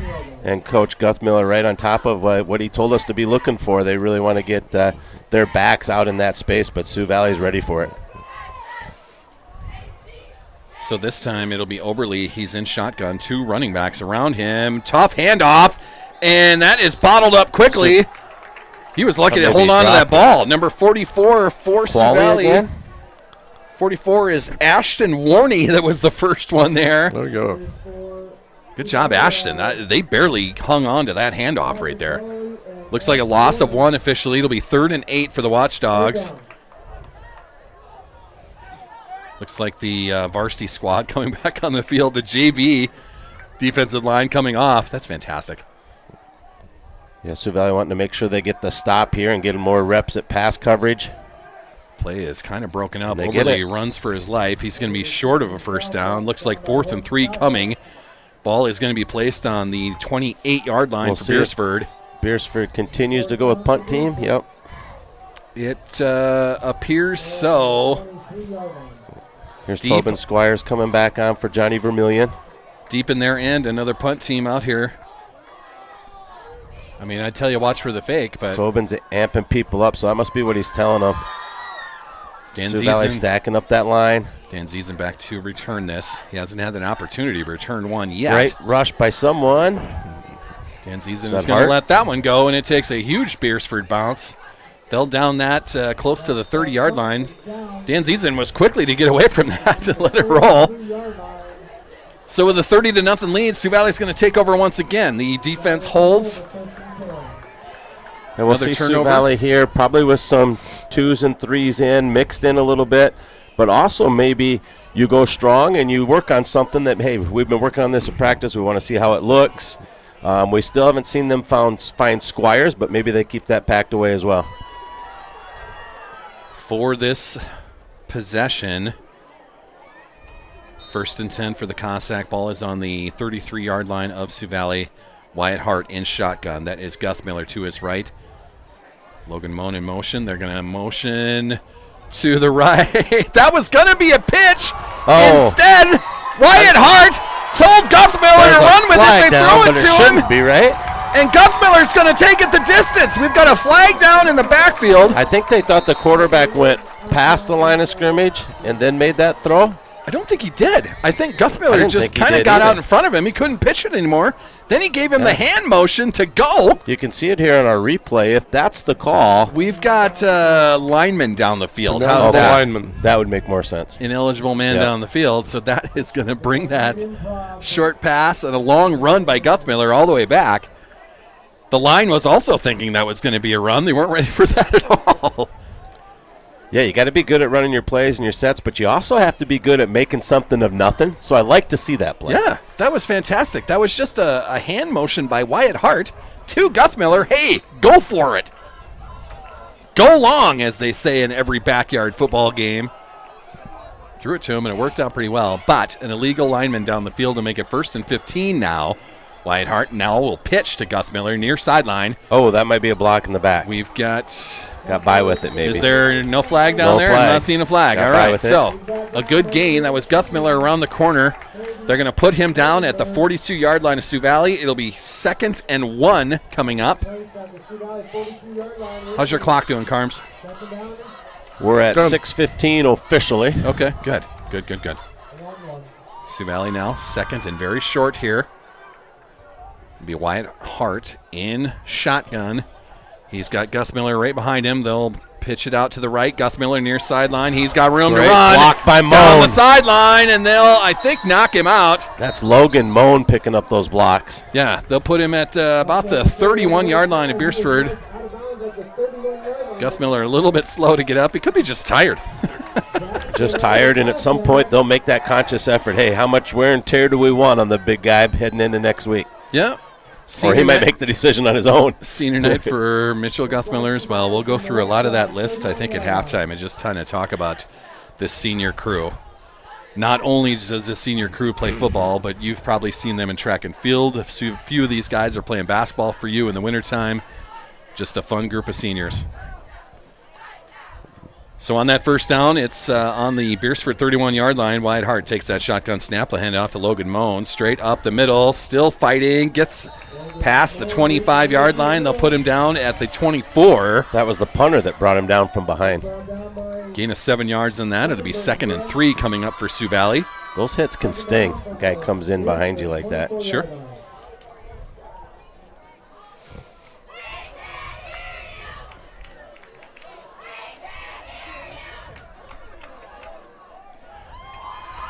Sioux Valley now in shotgun again. Wyatt Hart, 2nd and 3. Dan Season now in motion around. That'll be to Logan Moan. He stops, checks his direction once, goes right back up the same hole he was stopped at, and gets the first down. We've said this over and over, guys, but he's playing so well tonight, running the ball hard. That'll be inside the 20-yard line now. They're going to place that at the Beresford 18. So this is officially a red zone trip brought to us by Back Alley Meats. For all your hamburger needs, ribs, brisket, whatever you need for your backyard party, contact Backyard Meats and head on down there. The best butcher shop in the area. Sioux Valley now in shotgun. Fakes it to Logan Moan. That's Wyatt Hart around the right side. Nice He's block. got some room out there. Takes the blocker on the outside. Teskey with the block. Right? Touchdown, Sioux Valley! Wyatt Hart on the keeper around the right side. That run from, 18 yards out? Is that where they were? 18 yards officially. 18-yard touchdown run for Wyatt Hart. He adds to the fun of the offense so far here in this first half. It's 36-0 now. Sioux Valley having their way with this Beresford Watchdog defense. Now that we're beyond 35 points for a lead, is it a running clock now? I don't think until the second half, right? Not until the second half? Until the second half. Wyatt Hart in shotgun. Hand off Logan Moan. That's the right side, and he'll dance across the goal line. The two-point conversion is successful. 38-0. 38-0 Sioux Valley on senior night, the last regular season home game. This has been a stretch of 4 straight home games after opening up the season with 3 straight road games. Just a great showing tonight. The Sioux Valley squad getting more and more comfortable, and it's starting with players like number 77, Wyatt Nelson, on that offensive and defensive line. Preston Top, we've been saying his name for years. As a freshman, he was already contributing out here on the football field. Marcus Olson, Drake Schmuck, Andrew Gunderson. The beef, the two-way starter for them. It's been a fun night so far for Sioux Valley, offensively, defensively. You know what really helps this line out, too, is just their depth. You also see Owen Vanderweerd a lot. You see Holden Rusink a lot. So they also have depth, can come in and out, catch those blows, catch some rest. It's fun to see. You know, we kind of saw this offense take off second half last week against that Flandreau squad. Could be just a group of seniors that kind of looked at each other and said, let's go here now. And it's been nonstop. Second half against Flandreau was fantastic. Now they've got a 38-0 lead over the Watchdogs. They're getting themselves ready. EPJ next week is going to be tough on the road, but this is a good Sioux Valley football team. That's a live ball. Still live, and it'll be tackled. That's Johnny Vermillion once again. 3 of them. Maybe we give Johnny a sandwich tonight. You don't know. It's just been a fun night overall for the Sioux Valley Cossacks. It's a great night on senior night so far. Just stay injury-free out of this, get out of this, and we'll head down to Elk Point next Friday. Yeah, kickoff team's done a good job. Patrick Qualley, Johnny Vermillion come to mind right away. You're seeing Weston Pitts a lot. In comes number 16 right now for Sioux Valley. There's a lot of JV kids out there in defense right now. A lot of names that we don't normally call. Beresford will to this first Brendan Moe is in as well. Weston Pitts at linebacker, Johnny Vermillion. So, yeah, you're seeing probably the JV starters, the 2s, on the field right now. Oberly will take that shotgun snap.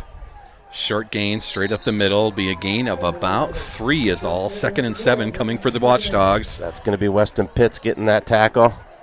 Patrick Qualley and Warney. They'll place the ball on the Beresford 28-yard line, so a 2nd and 8 officially, Carms, coming up. Yes, 2nd. Close. You had it, man. I don't know what the mumble was, but sure. Most improved player this week, Carms on the scoreboard. Yeah. There's that bubble pass again. The old bubble screen around the right side. It is sniffed out by our JV defense. Who's the bottom of that pile there? We're going to give credit to number 30. Who is number 30 for us? 30. Cooper Teskey. Got to call his name last week a couple times. Cooper Teskey. 33 is another name I saw, or another number I saw. That's Tyson Norgard out there. Tyson Norgard. He's a talented player as well. So a short gain. Officially, the referees gave him nothing.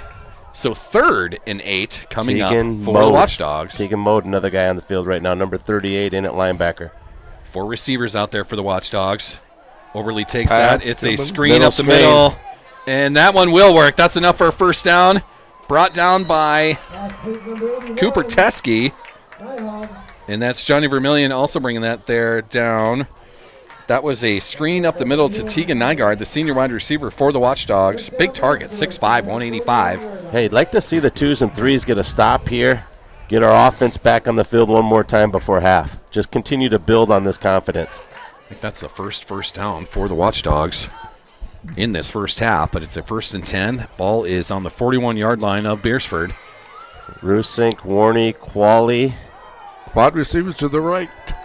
And they'll throw it back to the left side. That is caught and broken open a little bit. Chased down by Brandon Moe. Nice tackle out there, but that's, again, Tegan Nyhog, the senior wide receiver. They had quad receivers to the right. He was the lone receiver to the left. Had the one-on-one action, got right to him. Nice gain by the Watchdogs. They'll have another first down coming as they get inside the Sioux Valley 30-yard line. Officially, they put it down at the 29. Haven Mulder, another name out there for Sioux Valley right now, and Max Jenin, the senior on senior night. Quad receivers once again to the right. They'll do the bubble screen out to the right. Another big gain. They're going to get 10 yards out of that. Another first down before they throw Hayden Schilling out of bounds, number 3. Damon Eaker in on the tackle. And here comes the varsity Here come defense the ones. back on the field. 2s and 3s and 4s, you're off. We want to get a stop, they say. Like a hockey line Be change. good practice, though. See if we can hold them here. I like it. So the ones back on the field for the Sioux Valley defense. 1st and 10 for the Beresford Watchdogs. They get inside the 20. Another back alley meets red zone trip. This time Beresford will close up that offensive set now. This is Oberle under center. Fakes it to the fullback, rolls out to the right, throws it to the end zone, and picked off! Guess who? Logan Malone! What a game he's having. That wide receiver. Intercepted by the contact. What's the number on the receiver there? Is that 80? Seth, Intended receiver? yeah, Seth Koshi, I think is how we'll say that. Number 80. That's who he was looking for in the back of the end zone, but it's Logan Moan that gets in front of that. Yeah, I'm not sure the name. Jumps up and brings it down, so How to it's say a turnover for the ones. They come out for the one Like play it. on defense, get the interception. It'd be nice to see a drive here, too. Work on your 2-minute offense. You know the second half will become a JV game. Yeah, this is the start of that Belichick double, as we've talked about. The Patriots with Bill Belichick and Tom Brady did this for 20 years. Have the ball at the end of the first half. You go down and put a touchdown up. You get the kickoff to start the second half. Put another touchdown on the board. And that play's That's going blown nowhere. dead right away. Wyatt Hart will be That was brought down. 77 or 74 for Beresford.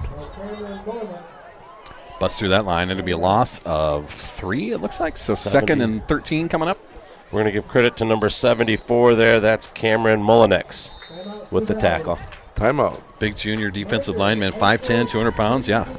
This will be a timeout, I believe, by the Sioux Valley Cossacks. So this timeout is going to be brought to us by Subway of Volga and Langland Trucking. Subway of Volga, Langland Trucking, both new sponsors for the 25-26 campaign. Subway of Volga is also our football team sponsor for the rest of the year. Player of the game is going to get a free 6-inch Subway sandwich. Sounds delicious. Eat fresh, Carms. I have. Fresh is the place. Yeah, they've treated us well over the years with our sports. Great to have Subway in town here. Yeah. So some games that Sioux Valley fans, 11B fans, are going to watch. The Bucks from Woonsocket, Western Springs, Sanborn Central are up 13-0 on Chamberlain. Dual has beaten Webster in the entire area 20-0, and Millbank leads Roncalli 24-0. People are watching Dual, Clark-Will Lake, Mobridge Pollock, that winner team. Yeah. Winner could fall, could land on our line. That could be like an 8-9 game in the playoffs. Okay. Some of those games, teams to watch. We'll take a good look at those scores at halftime as well. This is going to be 2nd and about 13 for Sioux Valley. Wyatt Hart in shotgun. He'll hand that off. That is Dan Season on the run? I think Brendan Moe. Brendan Moe on the run. Okay. Getting some twos, some work on there on the offensive side. Looks like his feet slipped out from underneath him, so it'll be a short gain. I think 3rd and 9 coming up for the Sioux Valley offense. Ball is just past the 20-yard line of their own. Looks like it's on the 21 for the Sioux Valley Cossacks. Wyatt Hart in shotgun. He's got Logan Moan, I believe, to his left this time. Dan Ziesen in motion. They'll fake it to Dan Ziesen, but it was a mix-up. That's fumbled. And that was fumbled, and Beresford jumps on it. So he was trying to fake it to Dan Ziesen. It gets knocked out of Wyatt Hart's hands, so mix-up on the offensive side. And you see Wyatt Nelson, Tobin Squire just point over the sideline with ones up. They want the ones on defense to stay out here. So Beresford and Sioux Valley exchange turnovers. Logan Moan with an interception a few minutes ago, and now the Beresford Watchdogs jump on a fumble, and they'll take over. 1st and 10 from the Sioux Valley 15. The ones stay on defense for Sioux Valley. 4 receivers out there. Oberle throws it shortly. That's Schilling on the far sideline. Jumps over one tackle. He'll be knocked down inside the 10. Clock's still running. They'll place that at the 9-yard line. Officially back alley meets red zone trip. We are under a minute now left in this first half.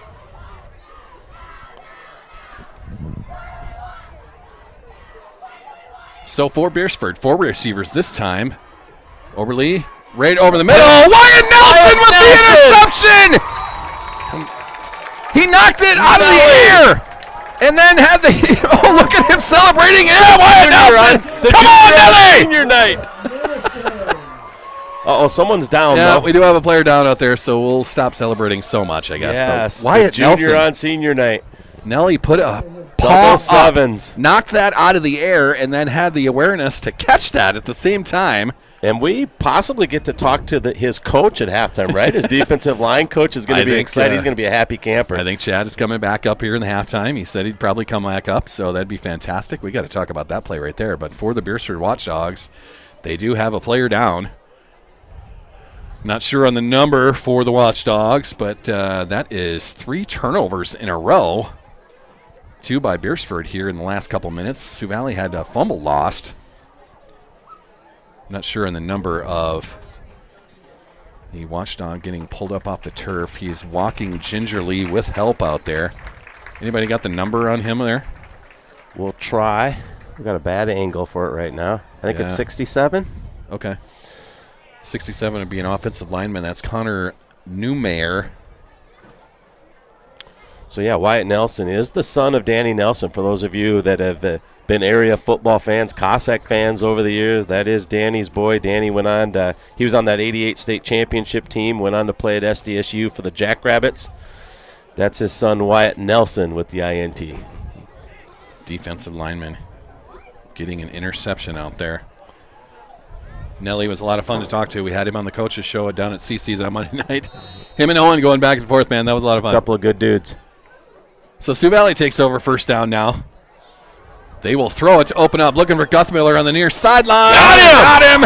And Guthmiller's a track star. One play, and he is gone! Touchdown, Sioux Valley! A one-play drive from about the 18-yard line. We'll call that 82-ish yards. Am I close to that? Oh, boy. Good throw by Wyatt Hart that time. Guthmiller beat his defensive back, and then you are not catching that track star in the open field. You're not. You've seen that in the springtime. He's been is part a of state champ. State champ track, He's a state champ in the 2-mile relay. 2-mile relay, and then he's also on some relay teams for you, right? He was on four relay teams that set school records. 2-point try for Sioux Valley. That's Wyatt Hart in shotgun. Looks like that is Logan Moan taking that handoff around the left side. He will dance across the goal line, and the 2-point try is good. 46. Was that Moan again? That was Logan Moan for the 2-point try. You guys. Successful. I wish we had more Subway sandwiches to give out. I only have the one for tonight. That's all we need. Logan Moan has Logan done Moan. everything.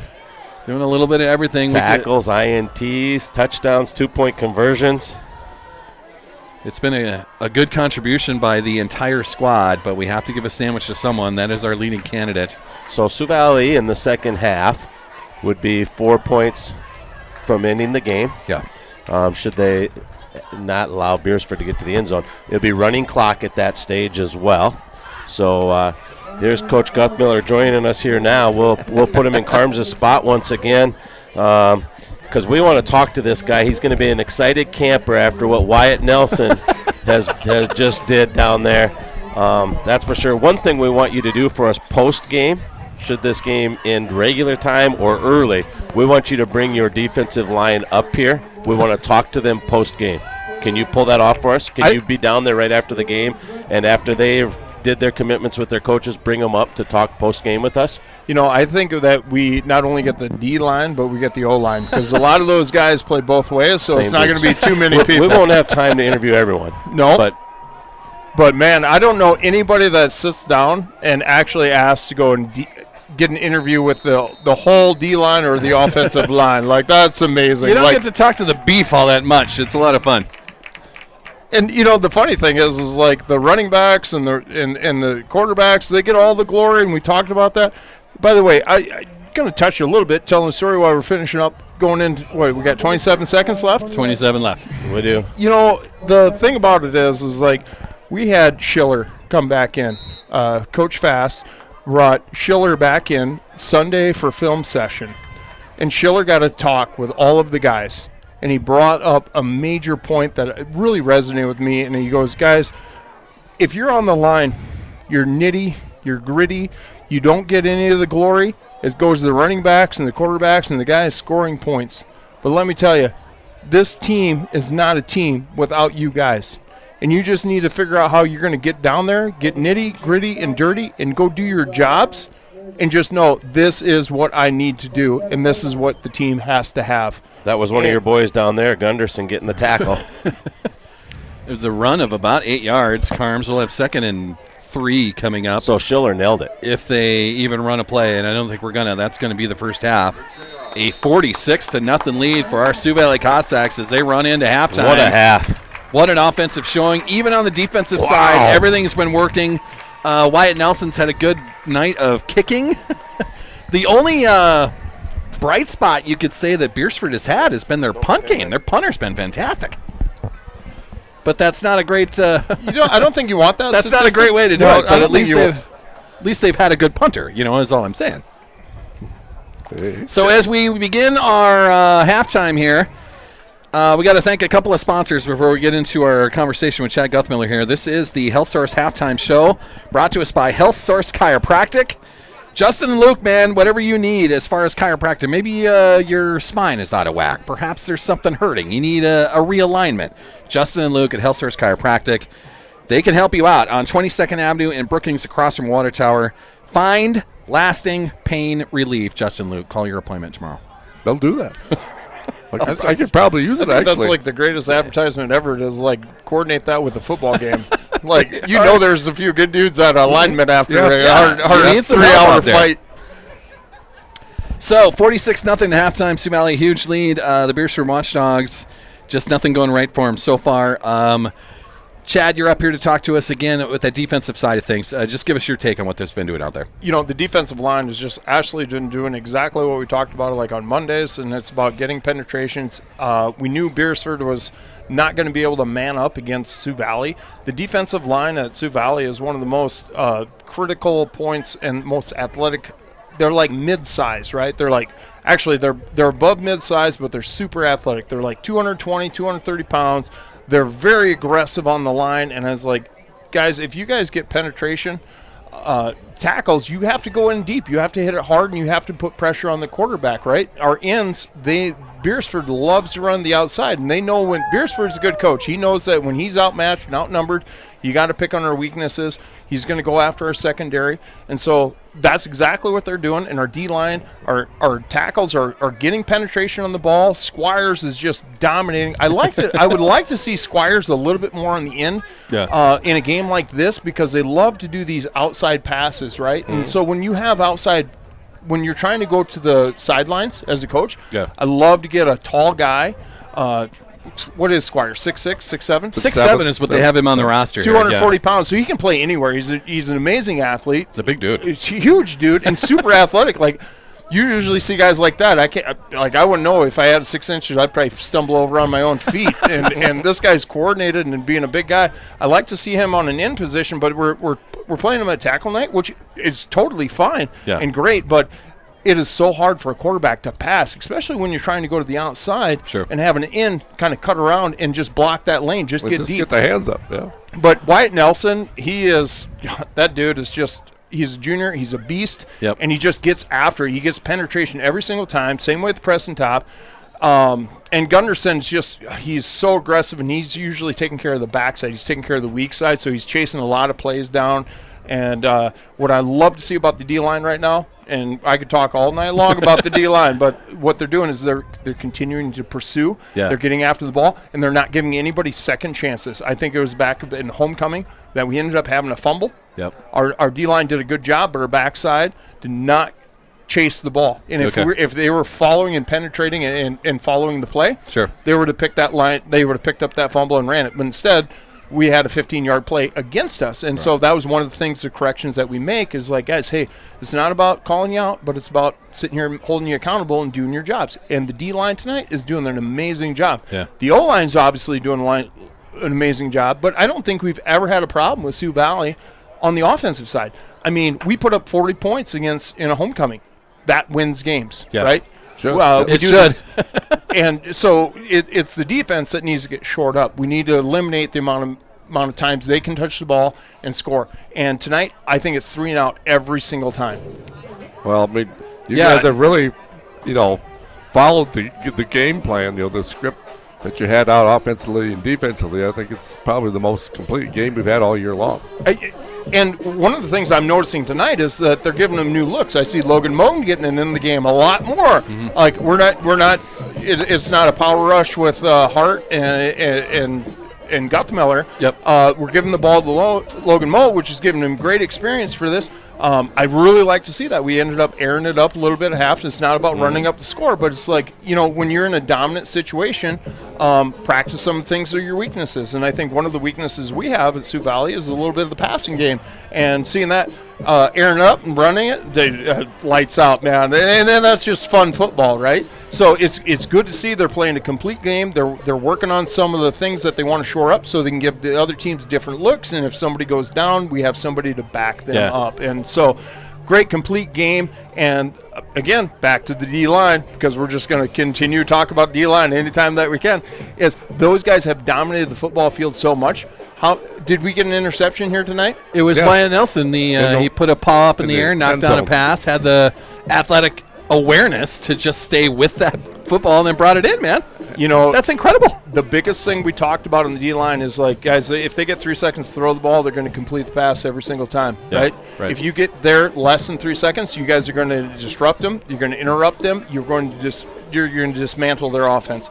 And so we worked on snap counts here on Mondays and just getting off the ball and getting quicker into it. And, like, if you can get that fight on the line of scrimmage, if you can get it 1 yard into their backfield, even if they run on you and you can't get that tackle, they get a 3-yard gain. It's only a 2-yard gain. Right. You know what I mean? Absolutely. But if you wait for that yard to happen, that 2 or 3 yard gain is a 3-4 yard gain. That's too many yards, right? So we have to make that line of scrimmage. We got to make that stand on their side of the ball. We got to push them back, and we got to use that aggressiveness. And they're doing that all night tonight, and I'm so proud of them. They're just amazing. The other thing that it does, though, is it opens up our secondary to make plays. You rush that quarterback just a little bit, and guess what happens? Hey, those defensive middle linebackers and safeties, they get to make plays on the ball because the quarterback's just slightly off, and they can go and jump on that ball, and those guys are heroes, and we did that last week, and it was really amazing to watch. So, but, back to... On those lines, one name that we've called out a lot tonight, number 20, Johnny Vermillion, is that a night tonight where he's been talk about tackling everybody. Johnny came in for a backside sack last game. That kid is just a baller. I went up and talked to him earlier this week, and I'm like, man, you just keep doing what you're doing. I love how you just play ball. And he's a smaller cat, man. He's not the tallest guy, but he has the fight in him. He's got the fight in the dog, right? I think the new slang is he's got the dog in him. He's got some dog in him, and he does. He goes out there and just dominates. And he's listed at 5'6" and 185. I'm not sure if the 5'6" is. I think that's fairly accurate. It is fairly accurate. I think it's fairly accurate. Maybe that's actually embellished a little bit. But Johnny just has a nose for the ball, goes out there and just gets after it, and he just does what he's told. He's like one of the. You're good. He's just a good kid. Going out there, just doing his job, and he gives it 100% every single play, and that's all you can ask for as a coach, man. He just wants to get in there, and he makes plays. That little guy is a playmaker. He's been showing it all night tonight, on special teams, on defense especially, but he's been tackling everything in front of him so far tonight. Chad Guthmiller joining us in the halftime show, brought to us by Hellstars Chiropractic. Throw some scores out to you. These are teams that we've been watching. Dual ahead 28-0. That's at home against Webster tonight. Winner, a huge win over Lakota Tech tonight. That was at home, 64-0. This is a ranked matchup in 11B.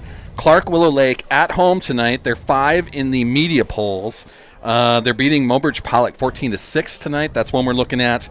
Woonsock at West End Spring Sanborn Central. They're on the road in Chamberlain. They're up 13-0 right now in the third quarter. EPJ, our opponent for the last regular season game next week, they have a 36-0 lead over Flandreau in Flandreau tonight. 2 minutes left in that second quarter. And St. Thomas More, a 13-0 lead over Hot Springs so far tonight. Are we not? Yeah, we did see a winner score, didn't we? 64-0. Yeah, 64. Sioux Falls Christian, the number one team at 11A, 49-0 over Bridgewater Emory Ethan tonight. That is in Bridgewater. Did you talk about Wagner? Well, how's Wagner doing? Wagner is not on this list. They may have a bye week for the Red Raiders. What about EPJ? How are they doing? EPJ has a 36-0 lead in Flandreau tonight. That's still in the second quarter. Yeah. EPJ has some big dudes. They got some big dudes. I think they got the mindset they want to get out of Flandreau early and start preparing for Sioux Valley, and I think Sioux Valley has the same mindset here tonight. EPJ, number one in the media polls. They're 6-0. They have wins over Parker, Mount Vernon Plankington, Winter, Baltic, Beresford, and Wagner at 5-2. There's only 2 teams on their schedule right now that have winning records, but they are big. They are athletic. We've seen them a lot in football seasons. In basketball, we see them all the time. You deal with them in track and field. They're no strangers to what we do here with Sioux Valley football, and they're 6-0 for a reason. That's a big team, a big athletic team, and we'll see them next week. Yeah, I think that's a team. We're probably going to have some speed and athleticism on them. They might have some size on us. Yep. Perhaps. We'll find out. We'll do the same thing that they'll be doing on us. You're looking at game films. You're seeing what works, what their weaknesses are. Try to exploit that. Use your strengths against those things at the same time. EPJs, man, they're going to bring us a game next week. It's really different looking at the technology and the games that we have today. Just sitting here watching all these games being streamed live on YouTube, right? Like, I never had this 25 years ago. Like, oh, my God. And as the season progresses, you get more and more film on them. And so we're watching – I saw over 5 games on Beresford here tonight before this game even contended, and we're looking at EPJ, and we're seeing the teams they're playing against, and we're looking at seeing maybe where they're mismatched, maybe where they're not. And so, coaches that really want to jump on this technology, they can really, shore up their – You can find whatever you need out there, and you can say that that's because of me and a YouTube channel, but you can find all these things on Huddle anyway. Every team has Huddle. It's not just you, but they're streaming it from the sidelines. Sure. This is I knew this existed, but I was I was actually looking for you, Salzman. And when I get this halftime, and I got the high school announcer, and I'm like, where's Salzman at? I'm like, where is this guy? Right on I have YouTube, the wrong. It's televised 3 different times. You have it on Huddle, you have it with you, and then you have it with the school themselves, and they're all going live. And so the coaches and the players have so much more advantage to watch film. And at a high school level, we're seeing a lot of things going on where, they're going to run the same plays. There's going to be tendencies because it's the best thing you can do as a coach is I'm just praying to God you guys get up in alignment, and I can see a mismatch, and there's a lot of things to factor on. Right. So when you have all of this film and you see a mismatch, you can easily pick that out, right? If you're going to go back and watch some of that film and it's all on film now. You can't hide those secrets. It's all out there. But let's get back to talking about the defensive line and Wyatt Nelson's interception. Nellie's interception. Not only did we get penetration, he got his own interception on the D line, and that's what I love to see, controlling that line of scrimmage and dominating. And we are a little bit bigger, but like I said again, they're the most athletic D line I've seen in a long, long time. And if they can create and dominate that line of scrimmage, it's going to open our secondaries to do some blitzing and some really fun stuff for them, for Mitch Guthmiller and Hart and Teskey. You've just got to hold up your end of the deal and get some of those guys up here for Salzman's post game. It's Sal's birthday this week, and he's going to turn the big 5-0, and he wants the best post game we've had of the season. I think we need some celebratory Cossack something sodas after the game. Let's get them up here. I'm just looking in 9AA. In the big store we had 9AA. Elkton Lake Benton had a forfeit this week. They had Dubrook on their schedule. Dubrook is so injured they couldn't field a team or didn't feel safe to field a team. So ELB was going to get the 2-0 forfeit win plus whatever playoff points you would get with that. Instead of doing that, they took on a different schedule. They ran up to Britain tonight to play Britain Hecla, the Braves up there. Britain Hecla's 5-1 on their season right now. 28-7, ELB a lead in Britain at halftime. No way. Well, I don't know if you know this, but my head coach is superintendent. Benson's up there, isn't he? Steve Benson, Nice. 1997 state championship winning coach Well, over there you there. go. Yeah. Yeah, Steve went up Benson. to Dual for a while, ran the Dual Cardinals Yep. program, and then landed at Mobridge Pollock. Is that his journey throughout the? Or was there another stop in between I'm going to trust you on that. I was like out doing construction That's where and I've got stuff. him. So, but Steve is he's a great coach and a great human being, and he's done amazing things. And he played some college ball and came back and coached. I think he was only like 23, 24 years old when he was coaching us. And Something worked. Something worked. Something clicked. The funny thing is like you don't always have to be the best. You don't have to be the biggest or the strongest or the fastest. You have to gel as a team and understand your strengths and your weaknesses and utilize the best that you can and have a good mentality going into it. And I think you used a key word right there, gel. We've talked about it in the first half of, I think, the senior class. The coaches have given him all the tutelage. I mean, you included that, but I think they left it on the seniors. And at halftime last week, they're like, look, we have to start taking off now. We have to start getting going. Yep. And you could see that offense take off in the second half against Flandreau. And now tonight, a 46-0 lead at halftime.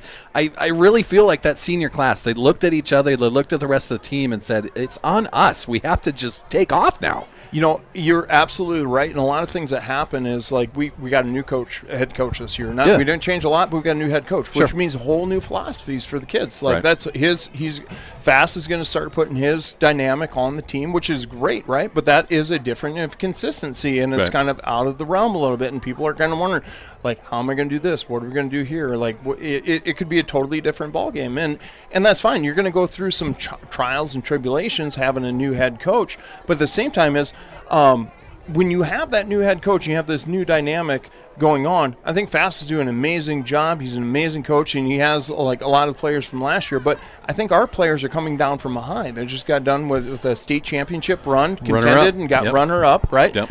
And so, like, when you come into this new season and you have a new coach, there's a lot of, like, question marks above your head. And you may assume that you're just like, we're good. Right. We're going to continue to do this. Right. But we have a lot, like, with the new head coach, now we start off 3-2. They weren't expecting that, but now we're seeing them fire on all cylinders. Because it's like, whoa, guys, this doesn't come easy. We got to actually put the work in again. It isn't just handed to us. It's not entitled to us. We have to go and earn it. And now later on in the season, we're seeing the reaps of the rewards, like the seniors, like you were saying, are taking back over 46 rep. We talked a little bit about it in the pregame tonight. We talked a little bit about it through the first half of we're kind of in playoff mode right now. With that game against Flandreau last week, getting back to 500. This is a way to get back over 500 with EPJ waiting as the last regular season. We're kind of in playoff mode right now. So if that's the mentality, then there's some pretty good success so far with that kind of mentality coming into every preparation that you're doing. Absolutely, and I love that we are going to play EPJ on the last regular season game of the year, because that really tests our might, gets us ready for playoffs. I don't know the PowerPoint situation right now, or how are we sitting right now for PowerPoints? Even if we, win or lose to EPJ, are we going to make playoffs? Is that okay? Right now we're middle of the pack. It's that 8-9 range at the moment, but we'll see how the playoff points play themselves out. This team's in the playoffs regardless of what happens tonight, but we're in control tonight, so you're in there, and regardless of where you end up for a seed, you got to win 3 games to get to the Dome. Exactly, the road to the Dome. It does not come easy, and there's a lot of teams. There's actually a team that we played back in the day. They were 4-4 during the regular season.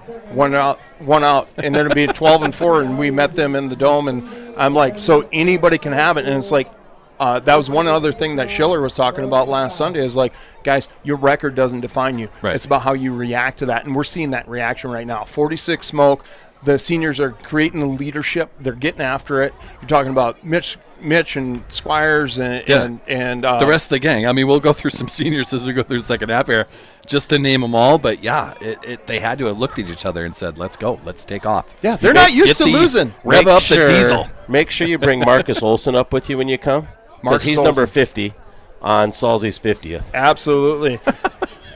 He's a senior, too. Is it number 50 for you, Big Dog? It's 5-0 on Sunday. Oh, congratulations. I'm glad you made it this far. Your chair, don't I? I made it. You did it. You did it. Well, we're doing 50 in a different way than I ever thought we'd be doing by guys, pulling this off right here. It looks like we're firing back up here for the second half. I'm going to turn it back over Coach to Guff Miller, always a pleasure, my man. Guys, it's been an absolute throttle. And you, by the way, I just want to tell you guys, you do an amazing job. Color commentators, you guys are knocking it out of the park. I love enjoying listening to you every single game. You guys are kicking it. Throwers coach for the Sioux Valley track team. Head Track team throwers coach. Numero uno, throwers are the number one in the nation. Like, that's what wins the track team. Field and track. See ya. Thanks, Coach. All right, guys. Second half. Let's make quick work of this. Yeah. Sorry, Carms. There we go. Let's do this. So we lost internet up here. Sioux Valley, you lost internet. I Yeah. didn't lose anything. You can get that back all you want to. There it is. So Sioux Valley going to take the kickoff to start the second half. This is that Belichick double that we talked about. You score at the end of the first half. You take the kickoff to start the second half. And the idea is to blow teams out, and this is the opportunity. That kickoff is picked up by Weston Pitts, and he'll down it right away. So it'll be good field position for Sioux Valley. Coming onto the field, a lot of twos. A lot of JV kids getting some action in. It'll be 1st and 10 Sioux Valley. It'll be a running clock, Coach Carms. So it'll go fast here. I'll try to hop in between plays when you give me the nod, and we'll do one senior between each play. Okay. When it's kind of a low point. We're going to have to get some numbers down here. Quarterbacking, it's Damon Eaker, fresh off of a Sioux Valley Golf State appearance. That's not snap good. goes between Eaker's legs. That'll be a big loss down to the 15-yard line. Loss of about 15 there. Oh, boy. And our first senior to highlight is number 66, Owen Vanderweerd. His parents are Amy and Al Vanderweerd. He also wrestles and loves to hunt, and his future plans are to go to attend Lake Area Tech for ag. It's going to be second down, and what is that, 21, Carms? Is that what we're 21, doing? yeah. So the JV squad in there, Damon Eaker, our quarterback now. We've got Johnny Vermillion as a running back, a couple of wide receivers out there as well. We got some boys in motion now. So for a senior night, it could be the seniors done for the night. Eaker takes that snap, hands off to Johnny Vermillion. He spins, trying to get somewhere and be thrown down. Another loss as the JV squad is going backwards. That ball is going to be placed on the 15 now, so they are 3rd and 26. Our second senior is number 69, Max Jenin, the son of Sheena Jenin and Adam Norgard. His other activities are baseball and choir, and he plans to attend SDSU. As every young high school student should, being Hobo Day for our SDSU Jackrabbits. Yes, go be a Jackrabbit. SDSU. New quarterback, is that Pitts at quarterback? Weston Pitts at Weston quarterback, Pitts and he's got room. taking that up the right side. They pull the ball up. Dropped out. It's going to be an offensive lineman that jumps on that, though. So that was exciting. He had problems taking the snap as it kind of hit him in the half shoulder yards pad. back. It wasn't pretty, but it was exciting. Are we going to see the ones punt team? Might be that opportunity where the ones get to come out and practice a punt rep. I don't think that's going to happen. Doesn't look like they're... Our next senior is Haven Mulder. He wears number 74, son of Craig Mulder and Kristen Searstead, and he loves to do trap as his other activity. Oh. Now we're going to get a timeout. It's going to go into the military, guys. Coach Carms, that'll actually stop the clock there. A timeout will do that. We're going to get a timeout on a 4th and 9 play by our Sioux Valley JV squad. Yeah, Sioux Valley just going to get their twos organized here. You know, one more thing about this Haven Mulder. Yeah. He's going to be a game warden. Oh, fantastic. Good for him, man. That's outstanding. This timeout brought to us by Tropical Smoothie Cafe. They are our player of the game sponsor on the girls' side of sports for the Cossacks 25-26 campaign. Tropical Smoothie Cafe, fantastic place right on 6th Street in Brookings. Go get your smoothies, man. Go get your smoothies. I think that timeout was to bring the ones punt team back on so you can just practice it, have it in your arsenal in case you need it in a postseason run. So, one of our senior cheerleaders, Kalia King, son of Casey and Scott King, competitive cheerleader, student council, member of the National Honor Society, also plans to attend SDSU. SU. Fling the rabbit up into the air. What? No, that is not videotape the band.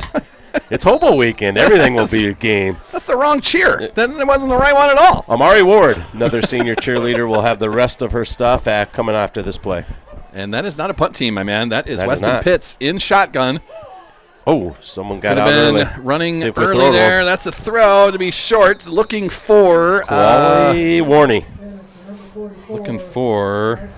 Ashton Warney there. But the throw incomplete. It'll be a turnover on downs by the Sioux Valley Twos. So Amari Ward is the daughter of Amy Ward, and her other activities are track, basketball, and competitive cheerleading. Her future plans are to attend a 4-year university, yet to be determined. Yeah, undecided. I think she's trying to add basketball to that, or maybe And some cheerleading sort a little of, bit. cheerleading. Sounds like maybe Mount Marty would let her do both.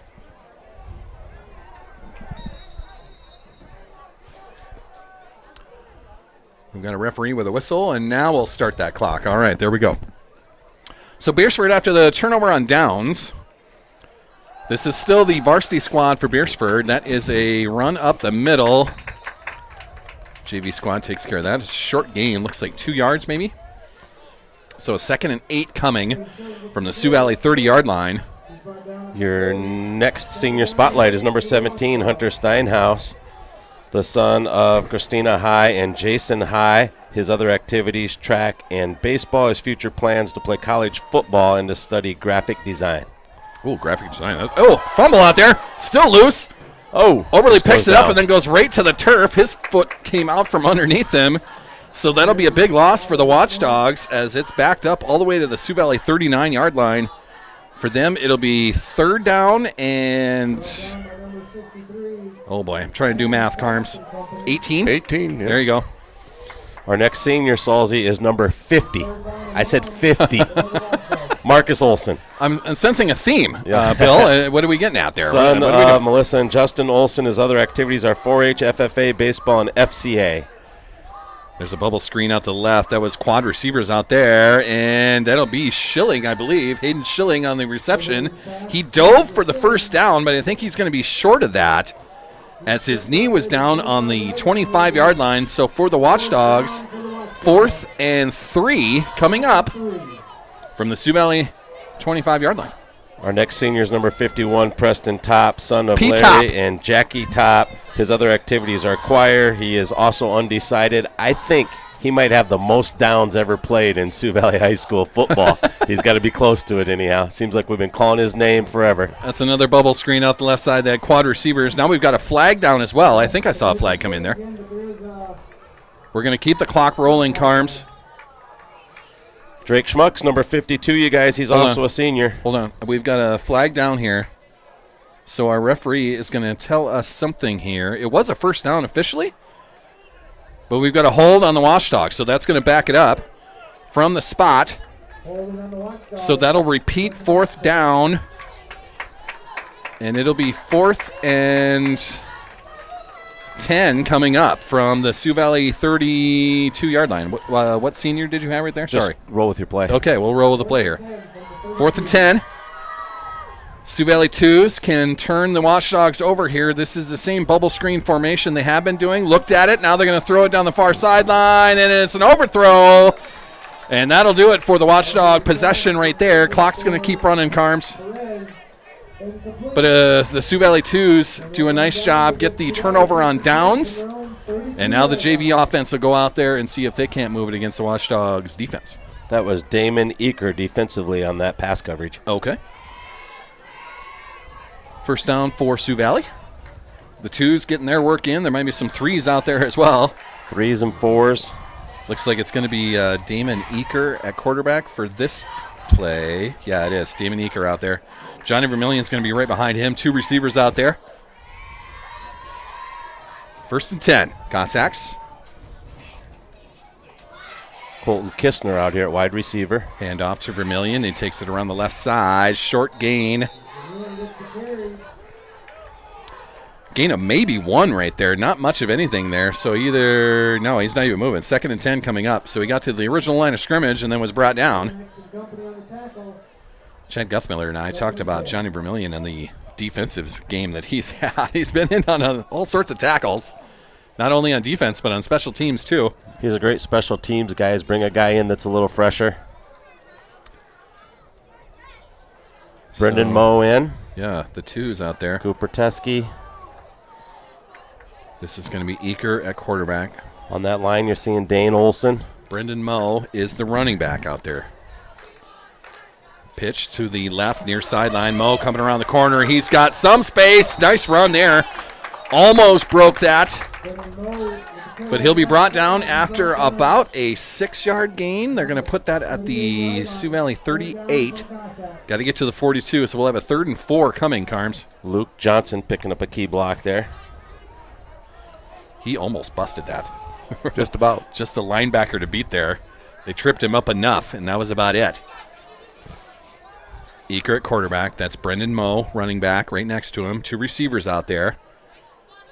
And that off to Moe, right up the middle, trying to find some open space. He's going to get to the 40, now to the 41. So a 4th and 1 coming up for Sioux Valley. Good run, though. Just keeping his feet moving, keeping his legs. Turner Hofer, another guy on that offensive line right now. 4th and 2. They'll put that at the 40-yard line of Sioux Valley.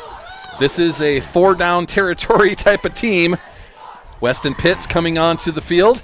Harvey Hart in on that offensive line. Harvey Hart. What a great name that is.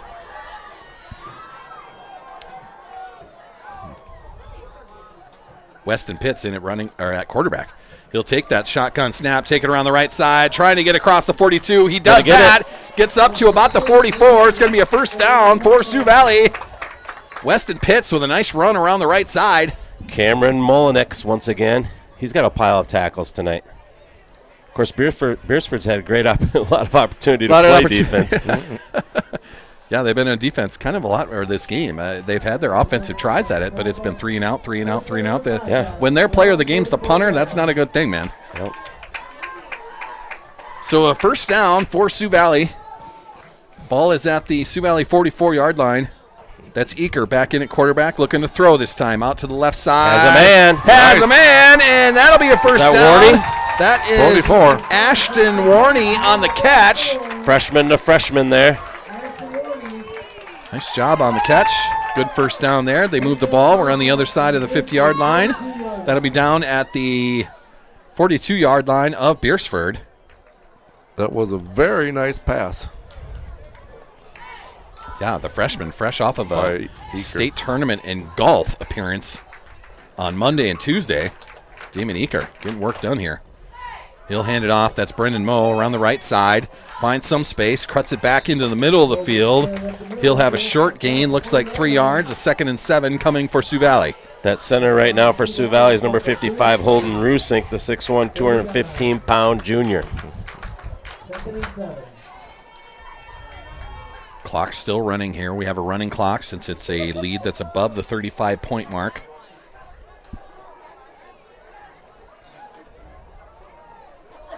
Tegan Mode in at wide receiver. Okay. That's Eaker at quarterback. He's going to hand that off around the end. Find some space on the far sideline, and a flag is down instead. That was a nice run. Cooper Teskey around the end. He had enough for a 1st down, but we're going to have to stop the clock, Carms, I think, for a penalty. And we've got a holding call on Sioux Valley, so that's going to back things up. So we'll repeat 2nd down. 10 yards from the penalty. They will put that at about, the 45-yard line?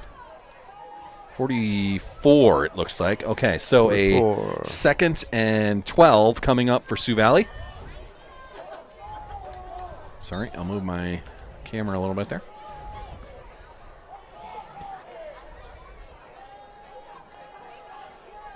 So 2nd and long coming for Sioux Valley. Damon Eaker in shotgun.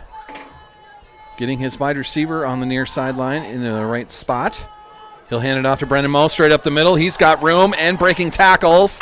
Gets to the 35, maybe the 34. Looks like they'll put him at 35. It'll be 3rd and 3 coming up. Nice run by Brendan Moe. He's showing off some skills here as well. The sophomore wide receiver. Right? Be 4th. And am I right on that? 4th? It Instead of 3rd? Shouldn't be. We just had a 2nd and 12. right? What's the scoreboard got for? We've got a timeout officially, so you can stop the clock too. Steve Schwartz will get it figured out over there. Yeah, in my head, it's third down, right? I was thinking fourth. Let's see. Our scoreboard has 4th and 3. Okay. But now we're moving. What did I miss? Again, we're moving back. Oh, we got quarter break. Did we run out the quarter, Carms? We must have. Quarter break. Yes. So that's it for the third quarter. Third Correct. quarter tonight was brought to us by Advantage Land Company. Expose your dirt. A fantastic real estate and auction in downtown Brookings. Thank you to Jackson and Megan. If you have any real estate needs, any auction needs, contact Advantage Land Company at 692-2525. Here, boy. We've got some discussion going on between the official and Coach Fast and Coach Bachman there, trying to figure something out.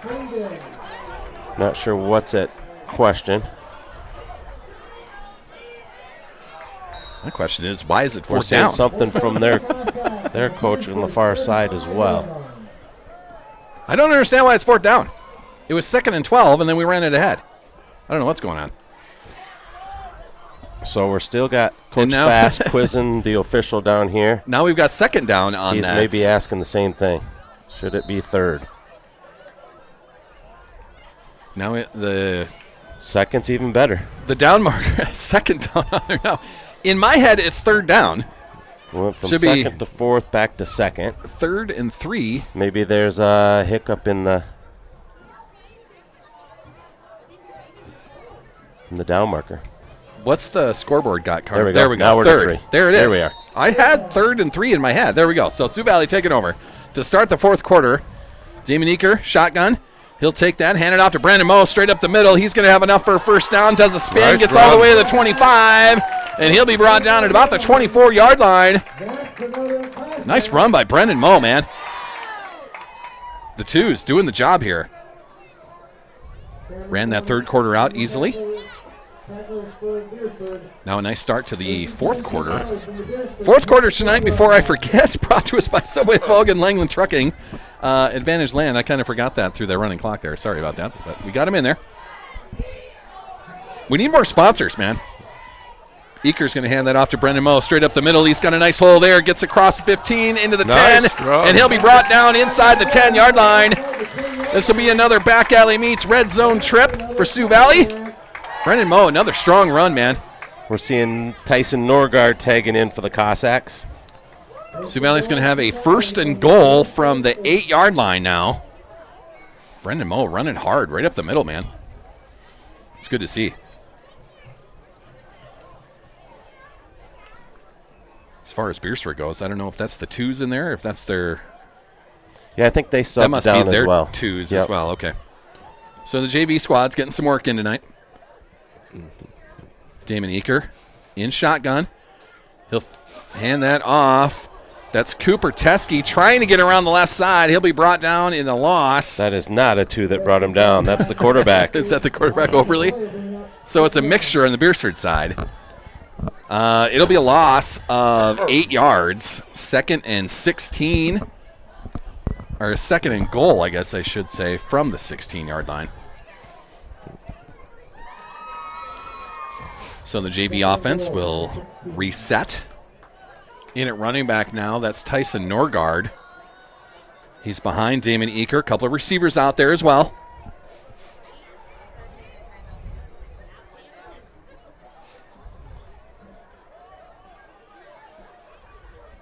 Eaker getting everyone moving around.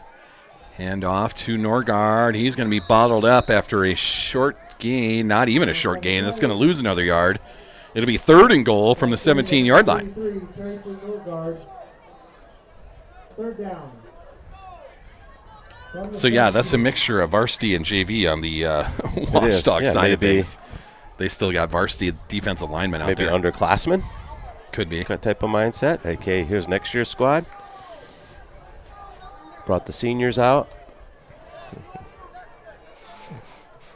So 3rd and very long. It's 3rd and goal from the 17-yard line officially. Eaker in shotgun. Looking to throw this time over the middle. And that'll be picked off. And it's going to be returned a little bit here now down the near sideline. And he will return it. What's the number on that? 81. He's Tripped up. Who got Touchdown it? saving tackle by number 28, Luke Johnson, the Johnson junior. saves the touchdown, keeps the shutout intact. Yeah, that return that was by Tegan Nyhog. Nyhog, the senior wide receiver and defensive back, but he was run down by Luke Johnson, the junior defensive lineman, tight end, 6'4", 200 pounds, and Luke ran him down, tripped him up, saved the touchdown on the return. But for Beresford, they'll have a 1st and 10 from the Sioux Valley 29-yard line now.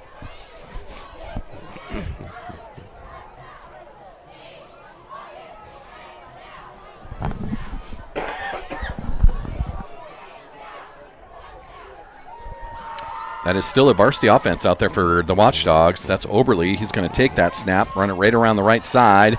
Short gain. Be a gain of about 2 yards. So 2nd and 8 coming up-ish for the Watchdogs, as they had quad receivers lined up on their right side formation once again. A lot of times they've done that. They've run a bubble screen out of that. That time it was just a quarterback keeper.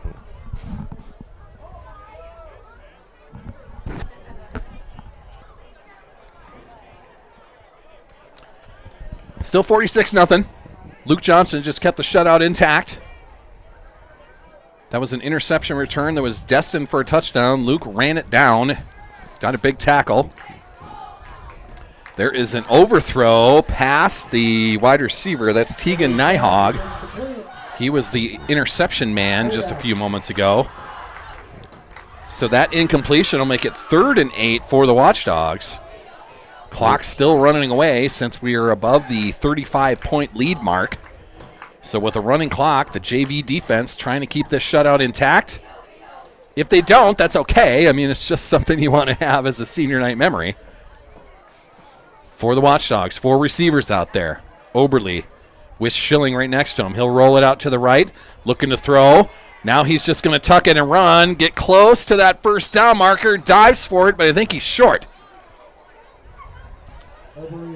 They'll say he's out at the 22-yard line of Sioux Valley, and that'll make it 4th and 3 yet. So that's down at the 23-yard line of Sioux Valley. Landon Sapp, a name we haven't mentioned yet, is in on that defensive line. And Tagan Lobin, number 35. The 160-pound freshman in for the Sioux Valley defense. And now we'll have a stoppage of play, Carms. We'll stop the clock there. A timeout by Beresford. This timeout brought to us by our exclusive presenter, Bankstar Financial, man. Great people at Bankstar. Whatever you need as far as a car, a home loan, anything, help. Bankstar can help you out, man. They've been so good to me. And this little crazy business that we're doing right here. Thank you, Bankstar, for everything you've done for me. And now, sponsoring Saul's Media broadcasts of the Sioux Valley Cossacks. Good crowd out here tonight on senior night. Everyone taking advantage of some nice weather. It's Holiday weekend. You guys going to the parade tomorrow? You got, maybe jumping around with the kids trying to get candy from all the floats? What are you doing? Carms, you going to the parade? Going to the parade, Carms? I've never been to the Hobo Parade. What? Never? Never. How is that possible? Biggest one-day event in the Dakotas? Yeah, Carms. Huh? Biggest one day, man. Somewhere. You don't. Carms doesn't like parades. It's okay. Oh, no. I like parades. I've just never been to the biggest one in South Dakota. I am offended, Carms. Just offended over here as a jackrabbit. Sad. Just sad. Parade tomorrow is, a 9 a.m. start? No idea. Near the Campanile, something like that. It'll roll downtown at about 10 o'clock. Watchdogs will throw it out to the right side. That's Nygaard once again. He'll have that. He'll be brought down inside the 10. This is a back alley meets red zone trip for the Watchdogs this time. So they'll have a 1st and goal from the 8. Damon Eaker and Brett Cotton with the tackle. Clock just ticking away, though. It's still 46-0. The 2s/3s trying to keep this shutout intact, but Beresford knocking on the door now. There's a throw, left side. That's Schilling that's a hold of that. He breaks a tackle, and he'll dance into the end zone. So, The Watchdogs, it took them almost the whole game, but they finally get something in the end zone. I think that stops the clock too, Carms. I don't know if it does. Does it? Yeah, as they do a 2-point conversion here. Seems like it. Or do they just? Yep. So we'll fire back up off the kickoff, but the Watchdogs put it in the end zone. Now 46-6 our score. So it will not be a shutout on senior night, but a convincing win regardless. Varsity offense looked fantastic. The defense looked even better for the Watchdogs. The 2-point conversion fails as that pass is dropped by Elias Perez, the junior wide receiver. Goes through hands, and it'll stay 46-6 as the Watchdogs will now kick it off to our Cossacks. It's been a fun night. It has been. A fun Friday night. This concludes our regular season home slate tonight. We hope that there is more home games coming, but we'll see how the playoff points shake themselves out. There will be. Do you have a piece of paper? You had something. I mean, we're up 40 points here, so we got to talk about something as the game rolls on. What were the scenarios in your head as far as what playoffs might be?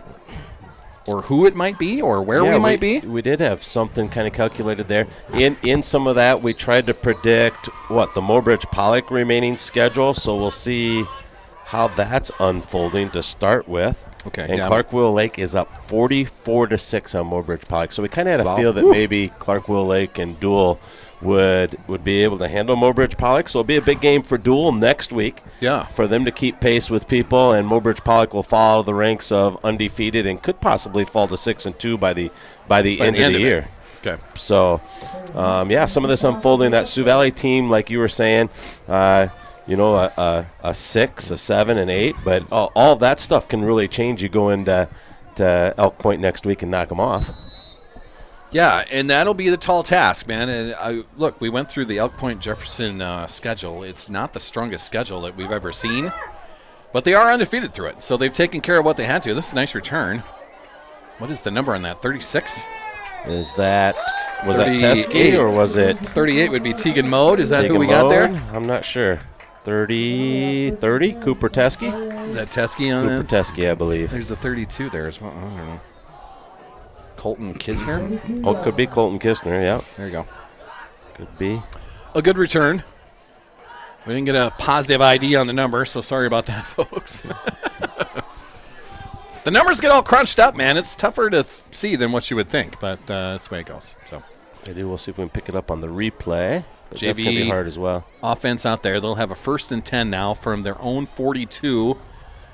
That is going to be Damon Eaker at quarterback once again. Teskey in motion. Handed off. That's straight up the middle. A short gain, if any. And that'll be our running back that time was... I didn't see the number on that either. Salzy, you're getting your cooler nights that you wished for. Well, look, all the football gear I bought was sweatshirts and long sleeve T-shirts, so I was preparing for fall weather with my football gear. 61. I finally get to wear one. Have we called 61 yet? No, that's Luke Langland is in. This is Weston Pitts now in at running back or at quarterback. Sorry, in shotgun. He's going to take that snap around the left side. Got a good gain, fights off one tackler. Now he's got a first down across midfield, and he'll get to the 40-yard line of Beresford. Nice run, Weston Pitts. Yeah, he's another one of those guys just capable of breaking it at any moment out there. Showing his toughness, so that's a big gain for the Sioux Valley JV squad out there. Be 1st and 10 from the Beresford 40-yard line now. We'll get a little rested, a little organized here for you, Salzy. You're going to have a post-game crew, I believe. Hopefully. So stick around, listeners and watchers, for a post-game with our linemen, we believe. That's the plan. We had a fun conversation with Nellie and Owen on Monday night at the coaches show at CC's Bar and Grill on Mondays at 7 p.m. They were entertaining, man. Did you talk to Owen about his trip to Meade? Yeah, it was unsuccessful with his archery trick so far. He can always go back out there. Yeah, I asked him what he was officially hunting for. He said, anything that walks in front of me. Nelly was proud of his sack dance from last week, if you remember that. Oh, yes. They both talked about busting out sack dances tonight, but I don't think we had any sacks out there we to had an account for. INT dance out of Wyatt. Yeah. All the way to the sideline. We liked it. Yeah, he was having a good time out there. It's a big moment for a defensive lineman. Absolutely. And now we'll have a stoppage of play out there, Carms. A timeout by our Sioux Valley Cossacks as they're just trying to put their offensive play together. This timeout brought to us by Bell Brands, sponsors of the kickoffs tonight. Bell Brands, makers of the mini Baby Bells. They are the snack cheese of champions. CC's Bar and Grill, we've said that several times tonight. They sponsor the starting lineups. Also, the proud host of our coaches shows on Monday nights at 7 o'clock. You can watch those right here on Saul's Media as well. GP Auto sponsored the first quarter. Big Sioux Plumbing sponsored the second quarter. Health Source Chiropractic, that's the Health Source halftime show. Advantage Land Company sponsor of the third quarter tonight. Subway of Volga and Langland Trucking sponsors of our fourth quarter tonight, so thank you to that. Shorty's Hot Box Food Truck, Tropical Smoothie Cafe. Back Alley Meats, our new sponsor of the Red Zone trips that we make. Buster's Auto Brokers, Nick's Hamburgers, Jimmy John's, the Man Cave Barbershop. We just ran through all the sponsors. We need more, man. That's not enough. There's more things we can sponsor on football games, and that is that your next outing, Tuesday night? Yeah, Tuesday we'll make the trek to Arlington for volleyball. So, yeah, we'll make that.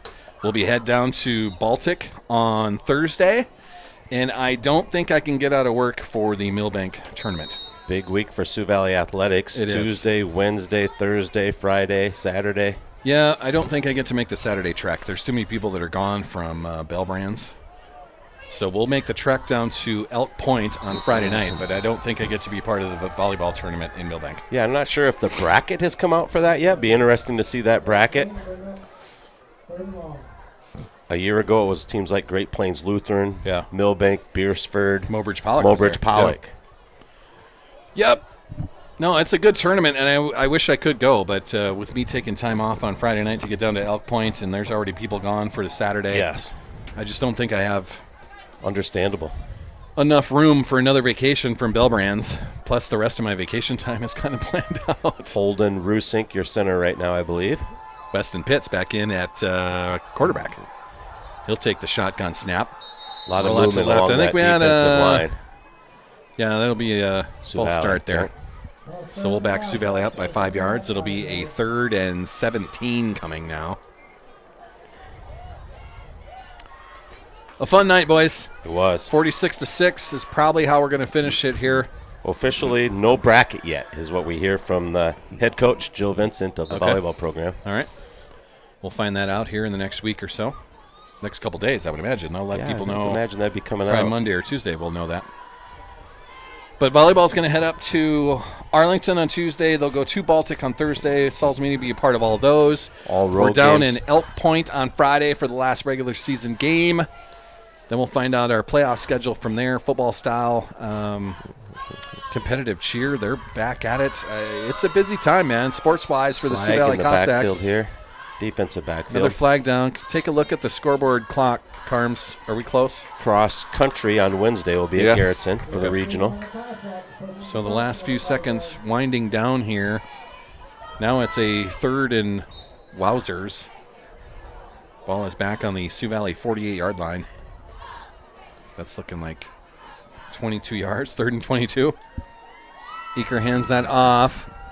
Run up the middle, gets to midfield. I'm not sure who the runner is at the moment, but his forward progress will be stopped. And I think that's going to do it. I think that'll be our last play. And we're going to hopefully have some visitors up here. Yeah. So stick around, listen to it. Don't go anywhere. We've got linemen coming up here, and if you want to talk to some entertaining folks, talk to the linemen for sure. We'll get some good space for them up here. Maybe put them around the outer edge here. Carms, you can stay right there with that stool. Whose beverage is this? Is that yours?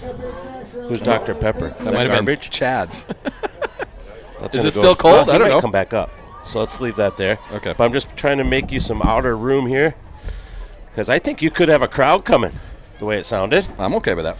Which would be good. So in our post-game show here, we'll be joined in a moment, but around 11B, Let me see if I can't find a score or two from 11B. Dual, a big winner over Webster, 43-8. We mentioned the winner score there. Big winner, 64-0. Clark Willow Lake, 44-6 now. That's late in the fourth quarter over Mobridge Pollock. Woonsocket, Weston Springs, Senborn Central, still up 20-8. I can hear that. Good. The Bucks, 20-8 on the road in Chamberlain. EPJ, big win at Flandreau, 43-6. St. Thomas More, a shutout. Not quite over. There's still 3 minutes left in that fourth quarter. St. Thomas More, 27-0 over Hot Springs right now. Millbank, a big winner over Aberdeen Roncalli. 3 minutes left in that fourth quarter. So not a winner yet, but 38-0. That spot closed up. Two big ones that really popped out at me that you mentioned there was Elkton going up north and dominating, and Clark Willow Lake going up north and dominating. Well, it's in Clark. I mean, it's in Clark, but I mean playing domination that team at the same time. Yep, not necessarily going up there. Just meaning you saw those records from those teams up north, and you're wondering, okay, is Mobridge Pollock that team that could give EPJ a run or whoever it might be? But kind of looks like it's the teams that Sioux Valley's played this year and maybe played the toughest schedule. You got EPJ coming up. Yep. You went to St. Thomas More. Yeah. Dual, Clark Willow Lake twice. Sioux Valley's going to have, as many power points as you could really pile up from this season. And some disappointing losses in there. I mean, certainly could have had another win or two in there with could be with the way that undefeated. we could be undefeated if things had gone the right way. Yeah. I guess every team can say that about everything. I think you're in a long run, they're probably a better team right now because of what happened to them. Yeah. 9AA, my Elkton Lake Benton Elks, they go up to Britain. This is the fix of the forfeit from Dubrick. They were too injured to field a team this week. ELB fills the schedule with Britain Hecla. They go up to Britain. It's 36-13. Yeah, that's that the Britain Hecla example team. I'm talking about is, we were all pumped on Britain Hecla. We were all pumped on Mobridge Pollock, and they didn't get anything done. Congratulations, Hayden. A scholarship winner down there? Sure. Okay. And we're going to have a Sioux Valley rep as well, maybe? Yeah, that looks like. The game award is Lake Area Tech ag instructor and former NFL player Spencer Wagey. Wagey. Yep. Spencer's athletic career included 4 national championships with the NDSU Bison, Boo. a Super Bowl appearance with the San Francisco 49ers, and a stint with the Green Bay Packers. Tonight's MVP is Logan Moan, running back linebacker for Sioux Valley. And he's also ours, right? Was that where we ended up? Did you announce that already? No, not yet. Thank you to Lake Area Tech for the support of our game tonight. And for Hayden Logan. What a game. Thank you. Yeah, a strong performance by our Sioux Valley Cossacks. A big win, 46-6. Yeah, player of the game tonight brought to us by Subway of Volga. We kind of had it Logan Moan in the first half. That's how we're going to finish up. Logan Moan's going to get another sandwich this week. That player of the game gets a 6-inch sandwich from Subway of Volga. It is an easy choice. That's fantastic. I think once they do their talk on the field there, we're going to be joined by some linemen up here, which should be a lot of fun. A quick look around other scores. I don't know if you guys have your phones out or not. Yeah, I'm not sure if we'll have time to get through them all. Or I'm not sure either. We can go until we don't have it. I'll just move to... Okay, we've got official word, that the D-line is coming up. All right, then. So it's official. I'll move to 11A. West Central, a winner over Dakota Valley tonight. That's in the fourth quarter, but it's a 20-point spread right there. A big one in 11A. That's number 5, Lennox, at home against number 3, Madison.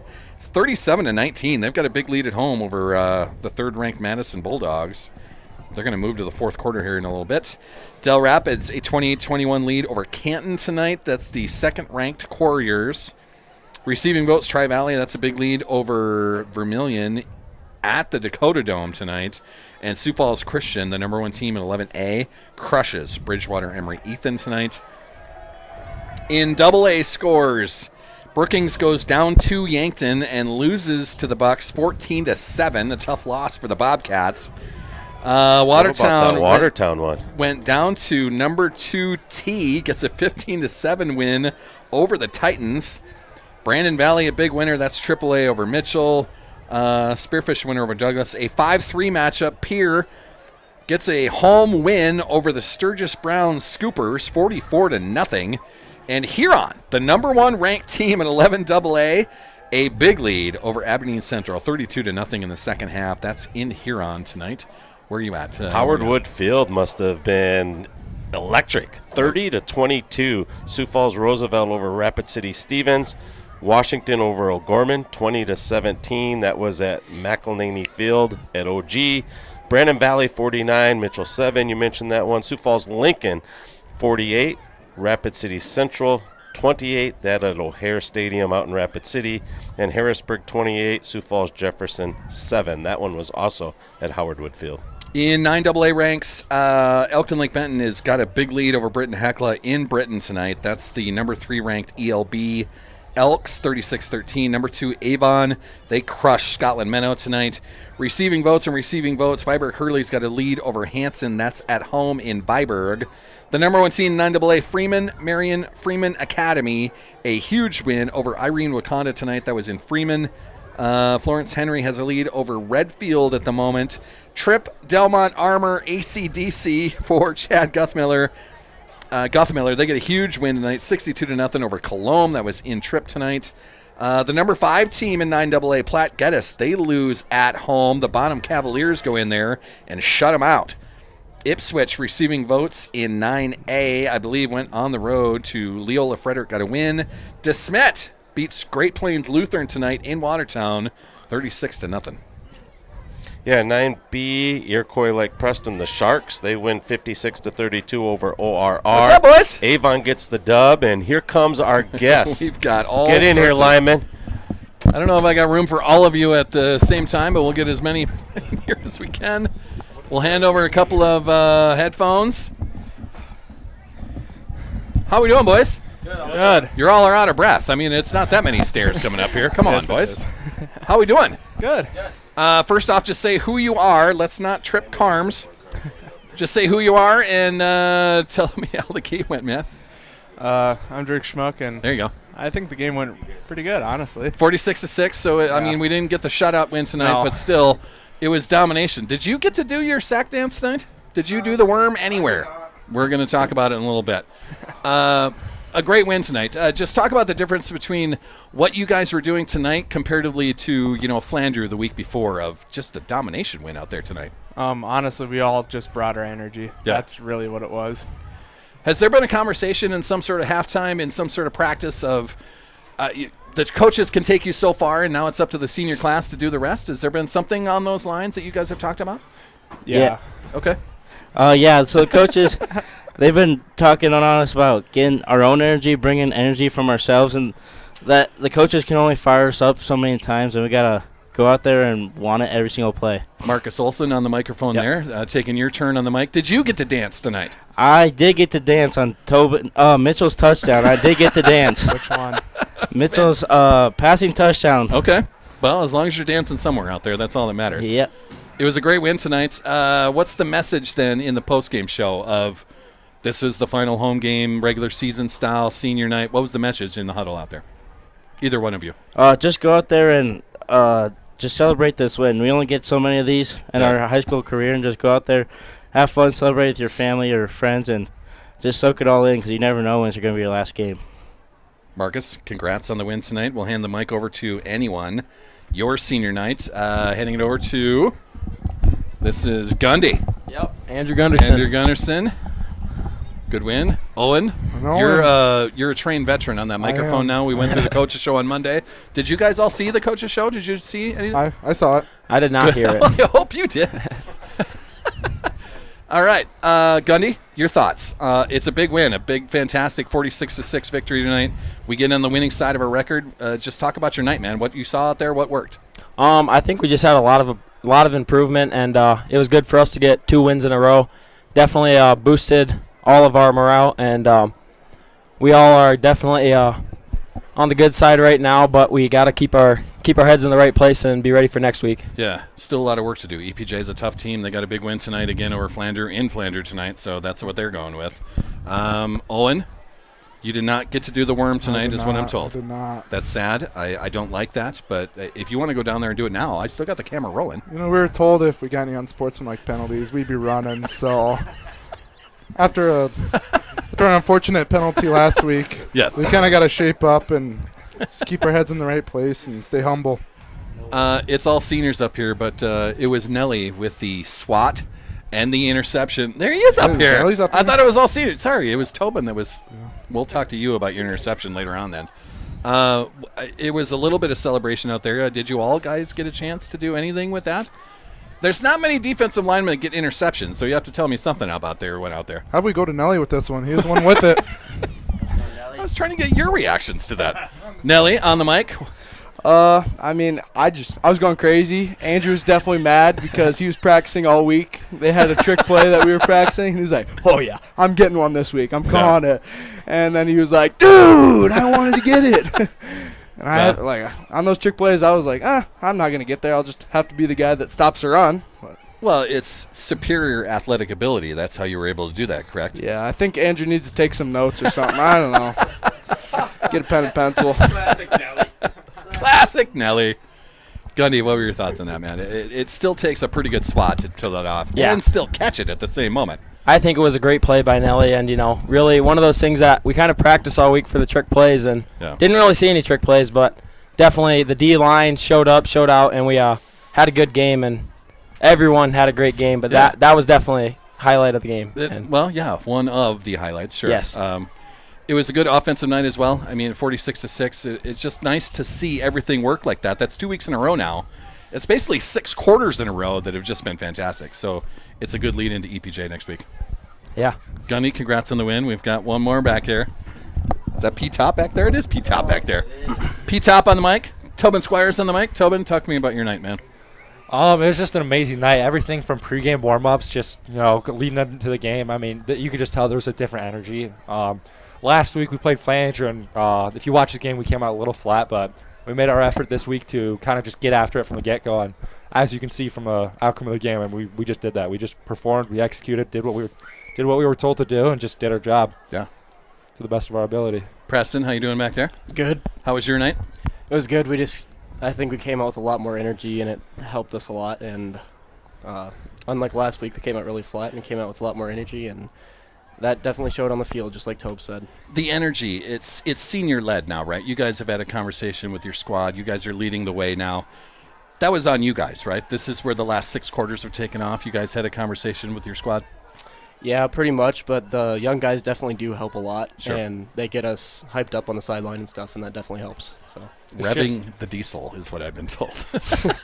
Yeah, it's just looking up to leadership and just kind of being able to light your own fire, bring others up with you, because football it's an 11 people at one time have to all be together. It's not just one person, so you got to all bring each other up and just kind of build off each other and just bring the energy, and that's kind of what we've been talking about and working on. Owen, we're kind of in closed doors right now. The smell that we talked about during that coach's show has arrived to the press box. There is a stench that comes with your football pads. Everything just holds stench. It happens. It's pink night as well. Congrats on wearing all the pink out there. Breast cancer awareness, that's October, so nice job on showing out with that. Is this going to continue? We take this down to EPJ then as well? I think for the month of October this will continue because we just got to show our support. Yeah, it's a great way to show support. So nice job. It's a great win, fellas. We get ready for EPJ next week. Do we still need Nelly on the mic here? Do we need Preston? Any thoughts farther? I think I'm good. Okay. Anyone else? Last second thoughts? Nelly?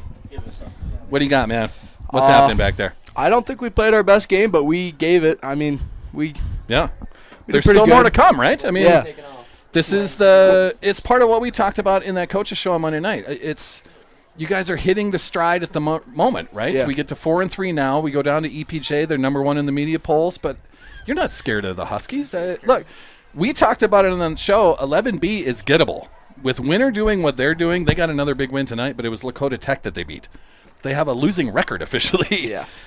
11B is gettable. So We get a home game, perhaps. I mean, the playoff points have to shake themselves out, but sky's the limit, fellas. So, teams just focus on next week now. I mean, we got to enjoy this win for just tonight, and then I say this weekend and this next week we're just focused on one game. That's Elk Point. It was a good way to clean up the home slate. EPJ next week. I'll be down there with that. Hopefully we get a nice win, and then we'll get you on some microphones next week in Elk Point. Let's go. Sounds good, boys. I'll take the microphones before you walk off of those. And please, please, please keep that door open. You guys smell. Congrats, fellas. Nice win. Thanks for coming up here. Always fun, boys. Always, always fun. Oh, football players, man, they bring a stench with them. That is the Sioux Valley post-game show. A fantastic win, 46-6. We'll get ready for EPJ next week. That is going to do it. A great win. Our player of the game was Logan Moan. I got to get him his sandwich gift certificate. Congrats, Sioux Valley. A great home slate closes up tonight. We'll get ready for EPJ for next week. That's going to do it. Have a good Hobo Day weekend, everybody. Next Stalls Media broadcast, Monday night, the Coaches Show from CC's Bar and Grill. That's a 7 p.m. start. And then we'll roll with the volleyball team on Tuesday and Thursday. We'll be off to Arlington. We'll be off to Baltic. And then it's the football finale for the regular season at Elk Point against those EPJ Huskies. We'll see you Monday night. Have a good weekend, everybody. Thanks for